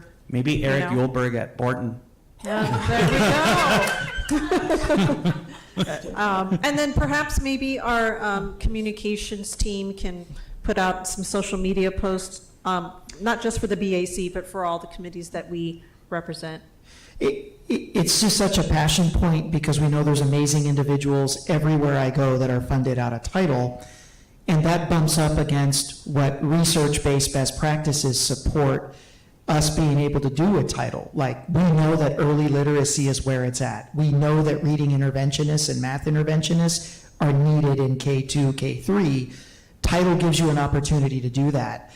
However, it butts up against, again, site-managed budgets that feature amazing people doing great things for kids. It's not an easy conversation. It's more of a where the board stands on how it wants to deploy resources conversation than anything else. Dr. Shaw? I'm not sure how the agendas are looking like, Ms. Luna Rose, but I know this might delay things, into the later winter or spring, but focusing on recruitment. I would really love to get that perspective from more principals and other people from our community. We can do some work on recruitment over the next month to get them involved on these issues. I do think we are actually talking about that tomorrow, so, yeah. But thank you, Dr. Shaw. That should actually be a priority as well. Ms. Ekstrom? Yes, Ms. Shaw? Does the BAC charter allow for former employees to serve? I don't know that there's any limitation for former employees. I think as long as they meet one of these criteria and don't meet any of the disqualifying criteria. So if you have a former employee who happens to be a parent or a community member in the district, I think they fit Right. that. Well, if it's keeping people out, Yeah, the limitations on keeping people out are like really specific. Like you can't be like a business owner who does business with the district, for example, or somebody who's sued the district. Right. It's like very narrowly tailored. These are broader. Okay. They just want to have TUSD affiliation is really Okay. kind of the So- qualifier. former employees probably. Former allowable. employees could, I don't see, unless Mr. Ross. Mr. Ross, have you otherwise. found anything in the bylaws? Because if it keeps former employees out, I would recommend modifying the charter because I'm sure, former employees would have a lot more time to serve. And then just before we let this item go, I do want to pitch one more time to have my colleagues or just the committee itself look into the gardening program. I think it's really important. Although, for me, the Budget Advisory Committee is kind of where my dreams go to die. Librarians, elimination of student fees, PE at every school, You guys- expansion of fine she's arts. really gonna make you feel Maybe it's bad. better it doesn't wind up on that committee. Kind of like Borton. But I think it would be promising if we had that. It could boost enrollment. It could be something we can brag about. So please do consider it. Thank you, Ms. Shaw. Was there anything, Mr. Ross? You were staring at me.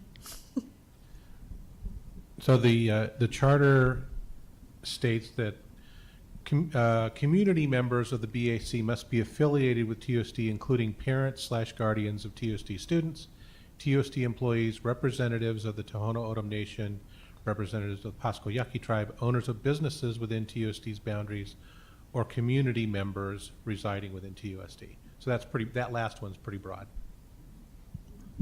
Thank you. So do you want a motion?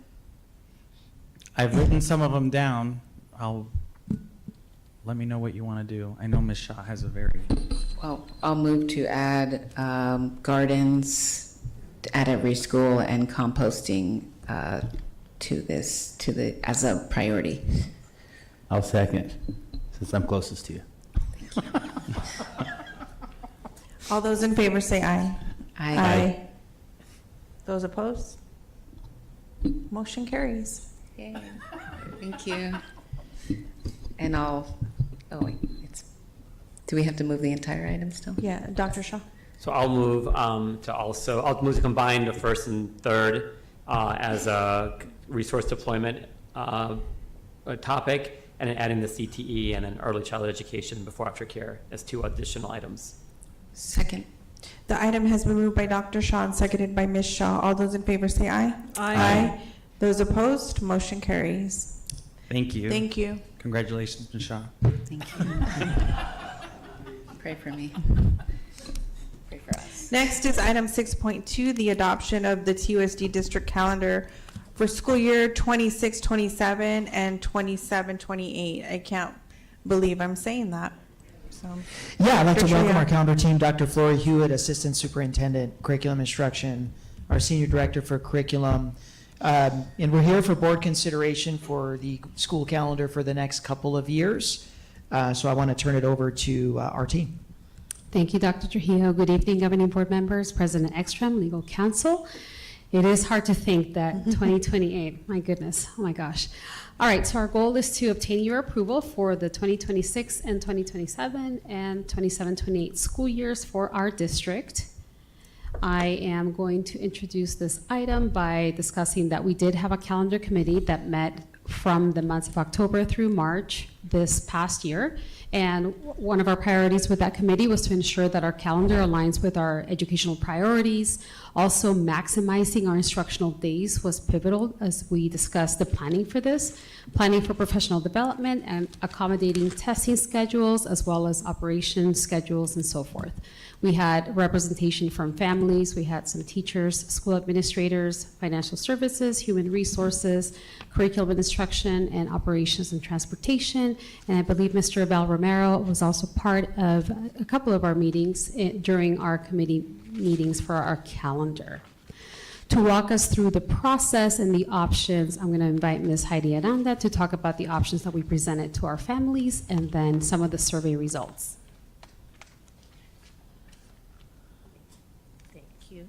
Good evening, board members. So our calendar committee really considered several factors, keeping those goals in mind that Dr. Hewitt shared. They considered starting and end dates of the school year, breaks, and also professional development. And so you will see here, these are some of the options that the committee came up with based on prior feedback. We did have some feedback in the past about some way to extend Thanksgiving break. And so we tried that out. We always do consider providing the option for the traditional calendar that people are used to. So that you'll see in calendar A, which is beginning, the first week in August, having the regular Thanksgiving, the last day before Memorial Day, and the 4 professional learning days, 1 each quarter.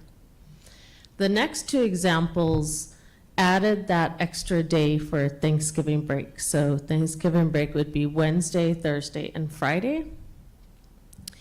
The difference between B and C is that the start dates, C ended up, was an early start on August 3rd, and calendar B had a start date of August 10th. The last day for calendar B is the Thursday before Memorial Day, and in calendar C, that would end a week prior to Memorial Day. Both B and C have the structure of 2 professional learning days before students begin the school year, but they would be in the beginning contract days of teachers and the 2 additional PLD days during the school year. We put those calendars and the sample calendars together and presented those to the community through a survey, and this was the results. We had over 1,000 people respond to the survey. You can see it is a good combination of parents and family members, teachers and staff and administration, as well as students. Oops, I skipped. Wow, I skipped a lot. Okay, so as their first choice, you can see they overwhelmingly selected calendar B as their preference, and for their first choice as well as their second choice. So with that in mind, our recommendation, based on their feedback and input from the community, is that the board approves calendar B with a traditional start but extended Thanksgiving break to be adopted for 26, 27, and 27, 28. This is what those calendars look like, and they're also attached in the board agenda item. And with that, I will take your questions.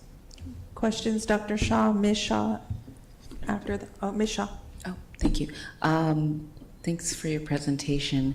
One thing I heard about this current year is that, we started on a Monday instead of Thursday. Was there any feedback about how that was for staff or students?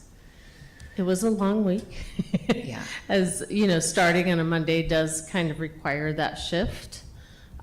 We did try to come up with that option with that extended Thanksgiving and also starting the professional learning days before. It just didn't work.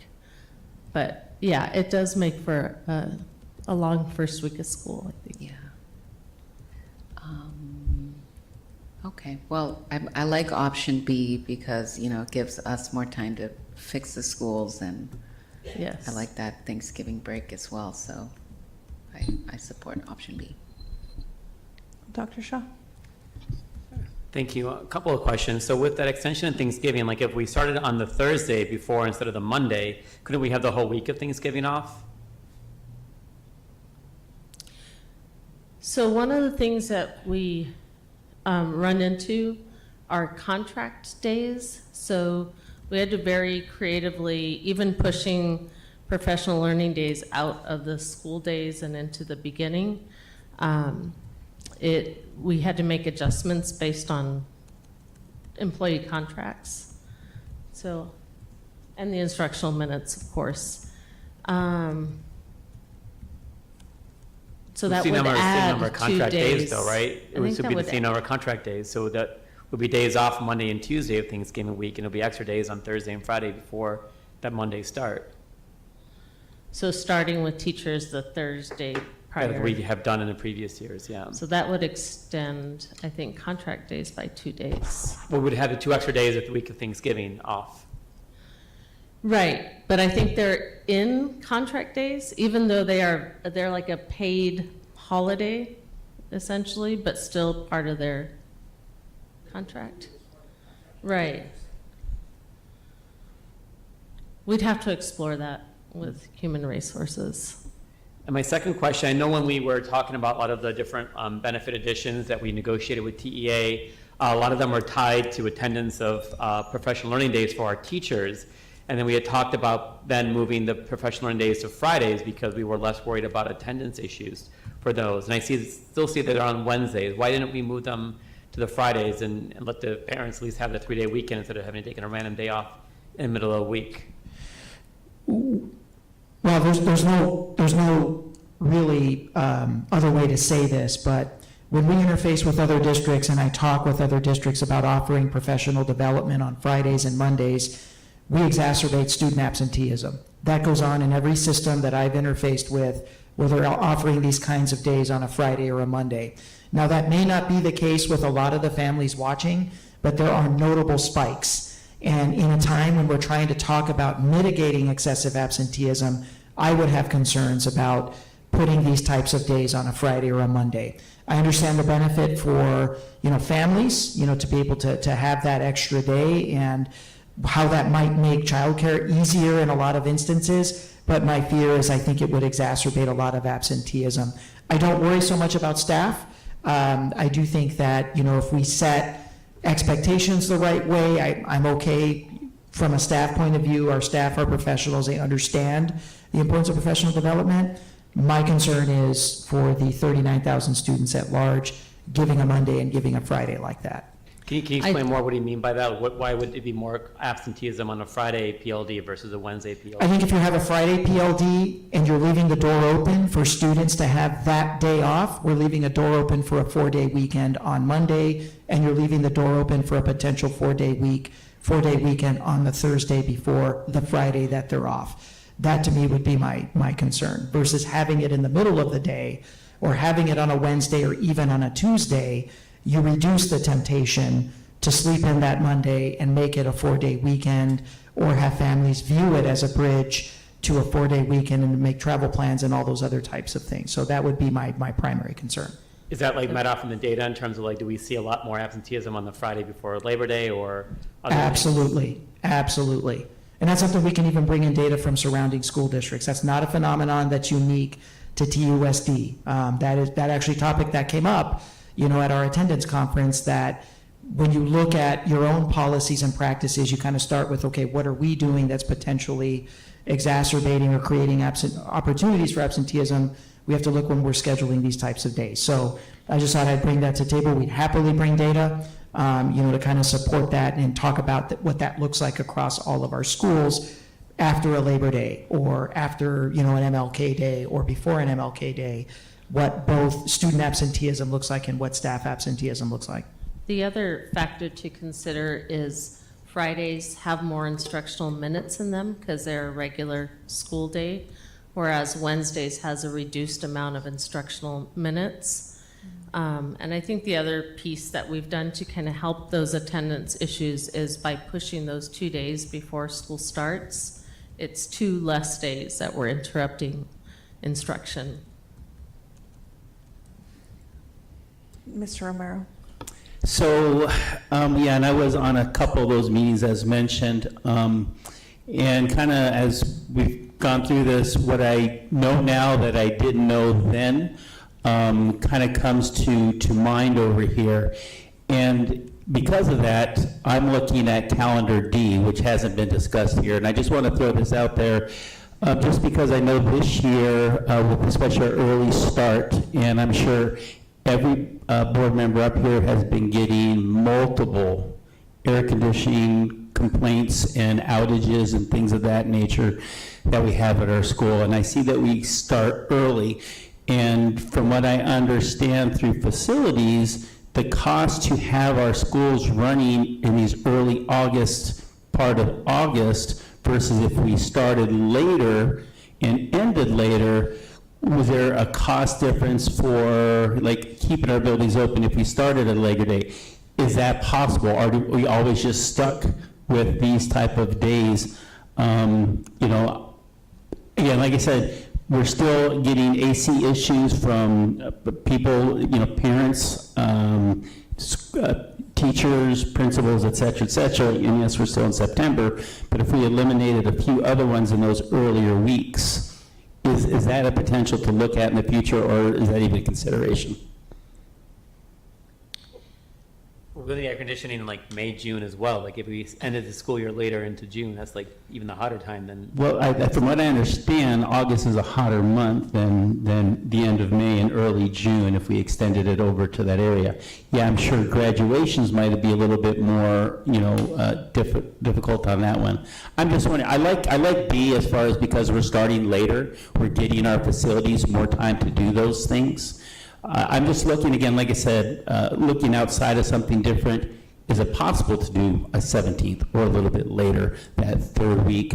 Again, I don't, a lot of work has been done here, and I don't want to take away from that work. I just want to open up the door of the conversation. Is that a possibility? And if that's a possibility, do we have to do 2 years in a row? Can we pass this first year under calendar B and look at a calendar D as another option? Again, I'm throwing things out there. I don't know, again, like if Ricky would have information on those things or any feedback Dr. Trujillo would have on those things. Again, still being new into this, I'm just looking at other options. Oh, I'm sorry, go ahead.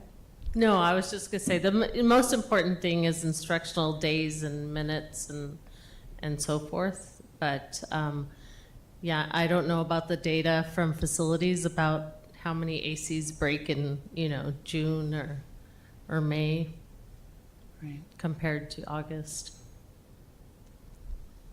Ms. Luna Rose? Yes. Dr. Trujillo, so I would imagine that if we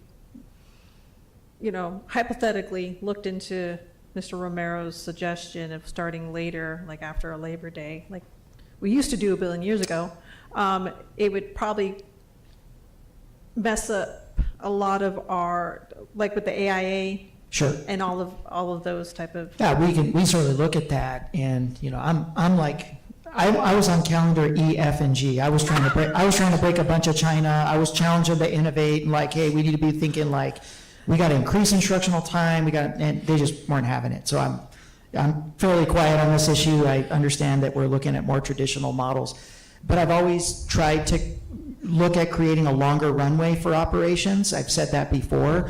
I don't think that we give them enough time, which is why we don't finish all of our preventative maintenance on HVAC, and it comes back and it gets us when we start so early. You're always going to be running school in June because you have summer school. So that's not going away. Like that, you're going to have to do school in June. The question is, do you want school to go longer in May so you can forego August?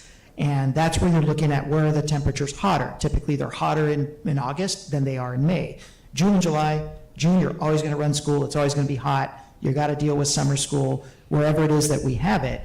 It's a question of, from a monetary basis, how much are we spending, in dealing with cooling issues in May versus what we're doing in August? We also have to look at like AIA calendar, like you said, Mrs. Luna Rose, like how much is that set off, fall sports, if we're looking at moving and going a little bit later in May so that we can start as close to Labor Day as possible or even after. So I think that's kind of as far as we could probably go with that, because then you get into like minutes and fall break, and we still want to honor what the recommendations were with the Thanksgiving and all that other kind of stuff. I do know there is a little bit of a sense of urgency as open enrollment opens in November. The Synergy team needs to build that system and needs a calendar to plug into that system. So I know they would prefer to have an approved calendar at the latest by end of September, beginning August. Yeah, and I don't want to kind of disrupt what the work that you guys have done. And I know you guys got on a lot of those meetings. Unfortunately, I wasn't able to get to all of those. And there was a lot of collaboration. There was a lot of conversation, a lot of things happening in those conversations that I heard. You guys did your homework. You did a lot of these things. But like I had mentioned, just kind of looking at different things that I'm seeing in a different view, I'm good with this, with Calendar B, supporting that. But maybe for this 26, 27, 27, 28. But when we revisit this, I would like to maybe have that calendar D when we look at it as at a later start time and having that later time to see how that might work with all the different programs. Again, you guys have done so much work, and I respect that. So I'm not trying to take off the train. I just want to look at it from a different point of view and a different perspective. So And again, I think it's a great time to start looking at those innovative sort of solutions. I know Dr. Trujillo just mentioned he wanted us to explore more innovative options, but with time, right? So looking at 28, 29, is that the next one? And starting that work, presenting those ideas to the community to be able to really explore, especially ones that do require significant change. It'd be good to look at all the systems, like Ms. Luna Rose mentioned about sports and, other areas that might be affected. And then maybe, because like I said, on the ones that have done, B was, number one, C and A were kind of right over similar as far as that goes, but maybe if one of the ones that didn't work well, we eliminate one of those styles, and then, but like I said, then D, now you have four-way that is going to be separated on out. So like I said, I'm good with supporting what we have here today. I would just like at least we put that out there that we look at an option D for the future. But again, I am supportive of the work you guys have done.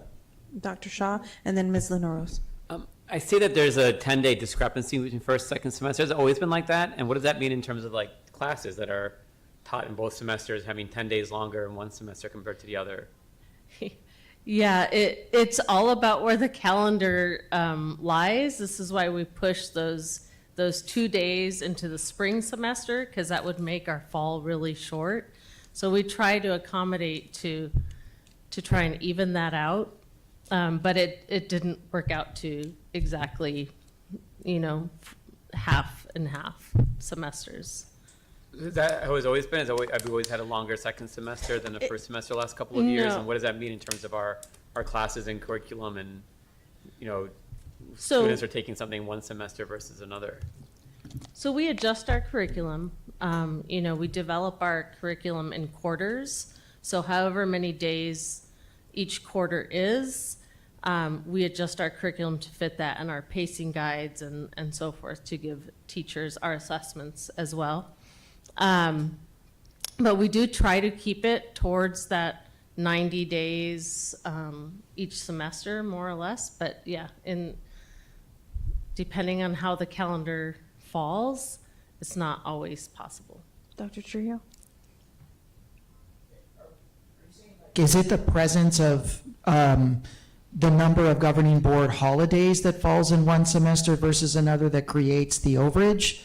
So is it that, because I think it's a great question, I think it's important to understand it, is it that because we've got the fall break and the winter break, and then we've got, Labor Day, and I think we've got, what's the other one that comes to mind? Veterans Day. Veterans Day. Yeah. That means that the number of actual teaching days is reduced, and we've got to make them up in the spring. Is that what creates that gap? I think it's important to kind of clarify that. Are we So- adding days on for that reason? So for example, we heard it loud and clear, like we don't want to start school in July. That was very clear from the feedback to the committee. We need to start as late as possible. So starting August 10th, right, there you're eliminating 5 days right there. And like you said, there's holidays within the first semester. And then just where winter break falls, it can affect that. So we try and keep as close as we can to 90-day semesters, about 45 days a quarter, but it just doesn't always work that way. But we do count backwards. So when we say we're going to end by Memorial Day, then we go back and how many, we need 176 instructional days. We plug in that fall break, spring break, and try to even them out as much as possible.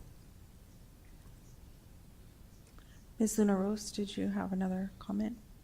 No, I just wanted to say I appreciate Mr. Romero bringing that up, just because, and maybe whether I'm continuing on this board or not at that time, I think, there are parents that, I know that like East Coast and California schools, they don't start until the day after Labor Day. And so I think it might be worth reviewing, just because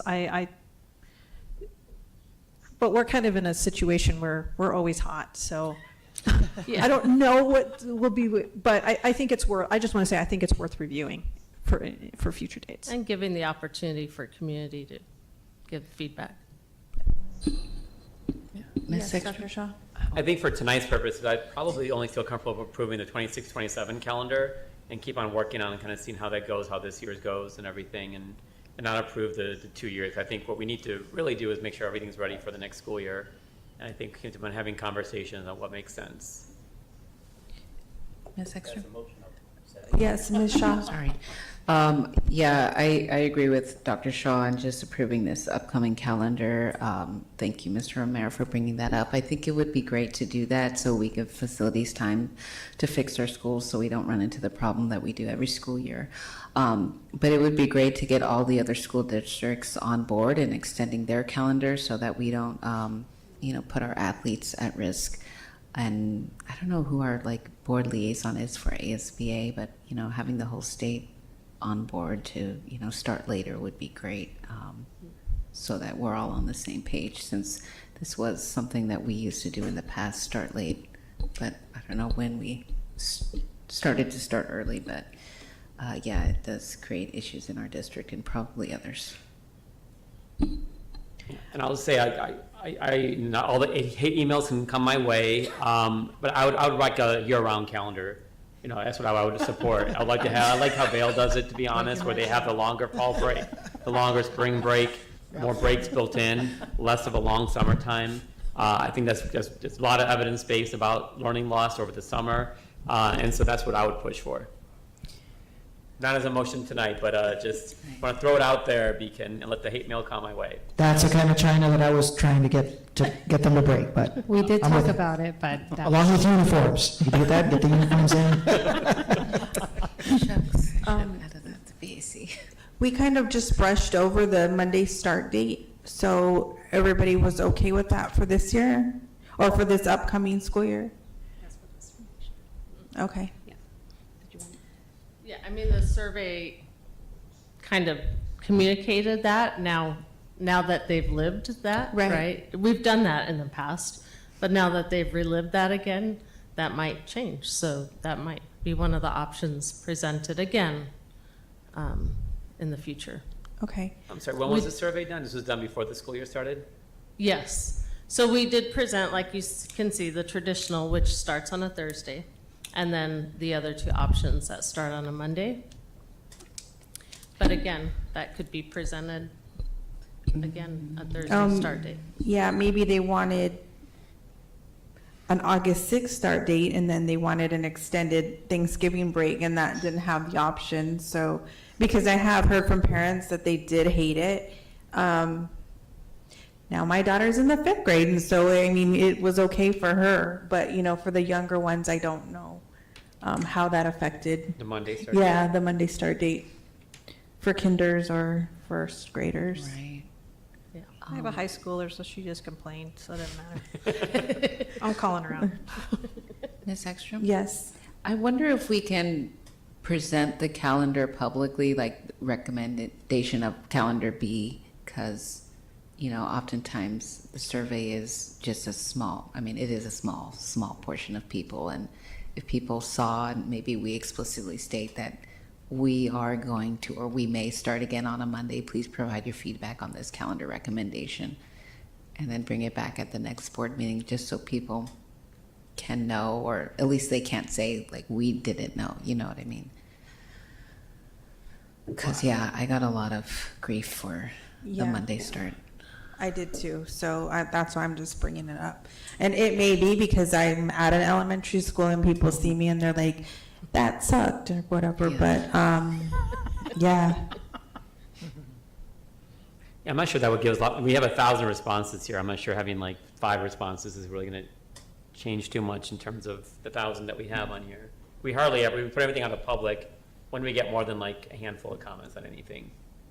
Right, but we put it out before the first day of school, right? It closed before school started, and so the ramifications of the Monday start wasn't realized. And you said November is the time where you really need it for enrollment? She needs to build it in October, so end of September, the latest beginning of October. Mr. Romero. So you're going back to that Monday start date, and I think, and I got a little bit, but after visiting some of the schools, I don't think it was as bad as most people thought. I think it was in the initial, it's something different than we used to have, so it's change. And I think that was probably one of the biggest things that I saw on my end, talking to some of those people, was the change aspect of it. And then kind of talk, you know, a lot of a dialogue that we've been having up over here, which is great. And I am supportive, like I said, because I know we have to have something done in approving this next year coming on up. But Dr. Shaw also makes a good point in option E, to have that out there as a full school year thing too. And if that's possible, I'd like to make the option at least to move this to approve for next school year 26, 27, and then come back to look at least A, B, C, D, and E. So that's your motion? Yes. Do I hear a second? I'll second it for discussion. Is it too late to add the calendar to the Budget Advisory Committee? No, we already have too many things. I think I'm good with that. Any Let's other, approve next year, and let's keep on working on this. any other discussion? Ms. Shaw? Gosh, it was so difficult this school year. I wonder if, like, we can just table it until the next meeting or the meeting after that, so that we can float the Thursday start day, so it's not so difficult for everybody to lead up to, like, have the full week. It's just rough. Yes, Ms. Linaros. I'm going to be the old fuddy-duddy here. I was okay with the Monday start date, and I'm still okay with the Monday start date. Everybody works Monday through Friday, so, it's the way of the world. Yes, I did get comments too, but I think once they got through the week, they were okay. So I'm okay with keeping it on Monday. So calendar A has a Thursday start date, but then the PLD days are during the school year. So can you explain to me a little bit more about this contracted days and how this works and where the limitations are? Or can someone explain that to me? Because it seems like if we started on Thursday, those 2 days were pushed into the school year, which I probably wouldn't favor that. Like, this, it's really disruptive to have those Wednesdays off for families. I hear like negative comments about that a lot from families. Like, another Wednesday off, I got to figure out what I'm doing with the kids. So traditionally, the way the employee work calendar goes, and I don't know if John is in here, but people have different traditional start dates and end dates. So for example, teacher assistants, they might traditionally start on the first day of school, right? So when we start a week earlier than the first day of school, as in this year, started a week earlier, we had to bring them in prior to students starting too, so that we wouldn't compromise their contract days. Many of our work calendars had to be adjusted in order to accommodate those days prior. So they have a certain number of work days. When we took out the PL, professional learning days, out of the school year, that was 2 less days during the year that they had to work. So we had to add those 2 contractual days to the beginning prior to students coming. So we added 2 more days at the beginning of the school year. Couldn't we finish the school year on the Wednesday before Memorial Day, and that would even it out? And then Well, we had that- to add that would- days to complete their contract. That would even out the semesters a little bit too. I'm not quite sure I understand that part. So if we did the Thursday start, kept the PLD days before the Thursday start, so we're not adding those 2 PLD days back into the school year, and then finish the school year a little bit earlier in May by 2 days, that would still have the same contractual days and still have all the total number of days, keep the Thursday start and a little bit early into the school year, and even out the semesters a little bit as well. I would have to go to the drawing board. I'm happy to explore that. Ms. Shaw? Ms. Ekstrom, thank you. I think we really need to do a Thursday start date because one, if there's an issue with the AC, like we have the weekend, we can fix it or call an emergency contractor to get this fixed. And having it start on Monday, there's always going to be issues, and it's much more difficult to address it in the middle of a calendar week.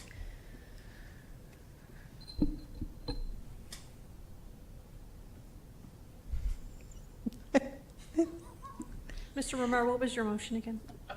Please. So I was just wanting to motion just to pass this upcoming school year calendar with the caveat that we bring this back for the following year to give at least an option with basically an ABCDE, something with a later start in the year and something with Dr. Shaw had mentioned, a full year type of schedule. And to address Ms. Shaw's concern, they will be in the school that week, right? So if something does happen with the AC, people are in the building. The week before students start? Mhm. Yes. Yeah. I mean, that could be, I don't know. It's not going to help, but we need more time to fix our schools up. And you see the issues when everybody's there and the room's 95 degrees. Yeah. So if we don't pass this tonight, like what are we recommending? Like who's making decisions? Like where are we going from here? Like what are we recommending that our administrative team do then? Find a calendar that starts on a Thursday is what my recommendation would be. Dr. Trujillo? So we're back here in a week. I don't think that the tweaks that I followed the tweaks. I think I can walk you through. I mean, I think they're reasonable tweaks that we can make that still balance out the contract days, allow us to start on a Thursday, let us get out a little bit, earlier for the Memorial Day. We can adjust those tweaks, be back here in a week and see what the board's will is. I do think conceptually, I think it's a good thing to just focus on 26, 27. I personally want to see more China broken before committing to 27, 28. I want to really look at, challenge the committee to really look at research and, what the increase in frequency to classroom instruction means, for kids. So I think 26, 27 is on the table. I don't think it's too much to ask to be back here in a week. I think the adjustments that we heard here could be very, very small to get us to that Thursday that I think we're all kind of talking about. I do agree that it does give us a little bit of that extra 48-hour runway when a school goes down, especially if we're dealing with a monsoon. The worst thing to happen is a monsoon over the weekend and school starts on Monday. We've been in that situation before. That's not fun. Takes the air out. We got people out there for 3, 4 o'clock in the morning trying to get the chillers up. So there's a lot of sense in operationally why we would want to go on a Thursday. So I think we can maybe take a look at that and see if we can be back here in a week. I'm not sure we'd have to convene everybody. I think we have enough feedback. We're not changing anything conceptually other than just maybe moving the start from Monday to the Thursday and then backing up a little bit and getting out a little bit earlier for 26, 27. But do we want to keep calendar B with a Thursday start and a Wednesday before Memorial Day out with an extended Thanksgiving break? And then the PLD is staying the same? If possible. Okay. So The only consequence that I can see is you push back then to the third week in July, you push back new teacher induction, all of those things, the principal welcome back, things like that, to July 20th, 21st. I think we need to look at that calendar. I don't see where that happens. I think we're going to have to walk through that because we're only talking about a couple of days. So I think looking at that in a more detailed way, and then we'll be back. But it is essentially calendar B, trying to get to that Thursday. With regard to the PLD days, taking two of them out of the academic year, I think eases like the childcare burden. So I think we're almost there, but we'll sit down and I want to see where that takes us back into July.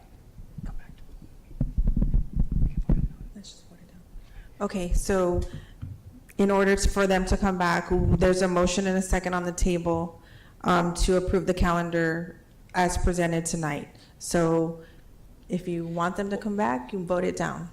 So can I retract that, or do we just vote it We down? have to Okay, vote. Yours perfect. was seconded, so it's not yours, it's the board's motion now. So all of those, let's do a roll call vote. Dr. Ravi? No. Ms. Luna Rose? Yes. Ms. Shaw? No. Mr. Romero? No. Ms. Ekstrom? No, motion fails. So you'll be back next week. Thank you so much. Okay, so real quick, I Yes. encourage the audience, you know, after this gets posted on Friday, to take a look at it. Hopefully, we can pass something next week, but we would love the feedback, I think. If you send us emails or, just send us emails and let us know what you think. Next item is future meeting dates and agenda items. Dr. Trujillo. We will be back with a calendar next week, and then our lobbyists will be in town to give you their legislative wrap-up, and then get the board discussing what it might look at for some legislative priorities to focus on for the upcoming session. Anything else from the governing board members? If not, the meeting stands adjourned. Thank you.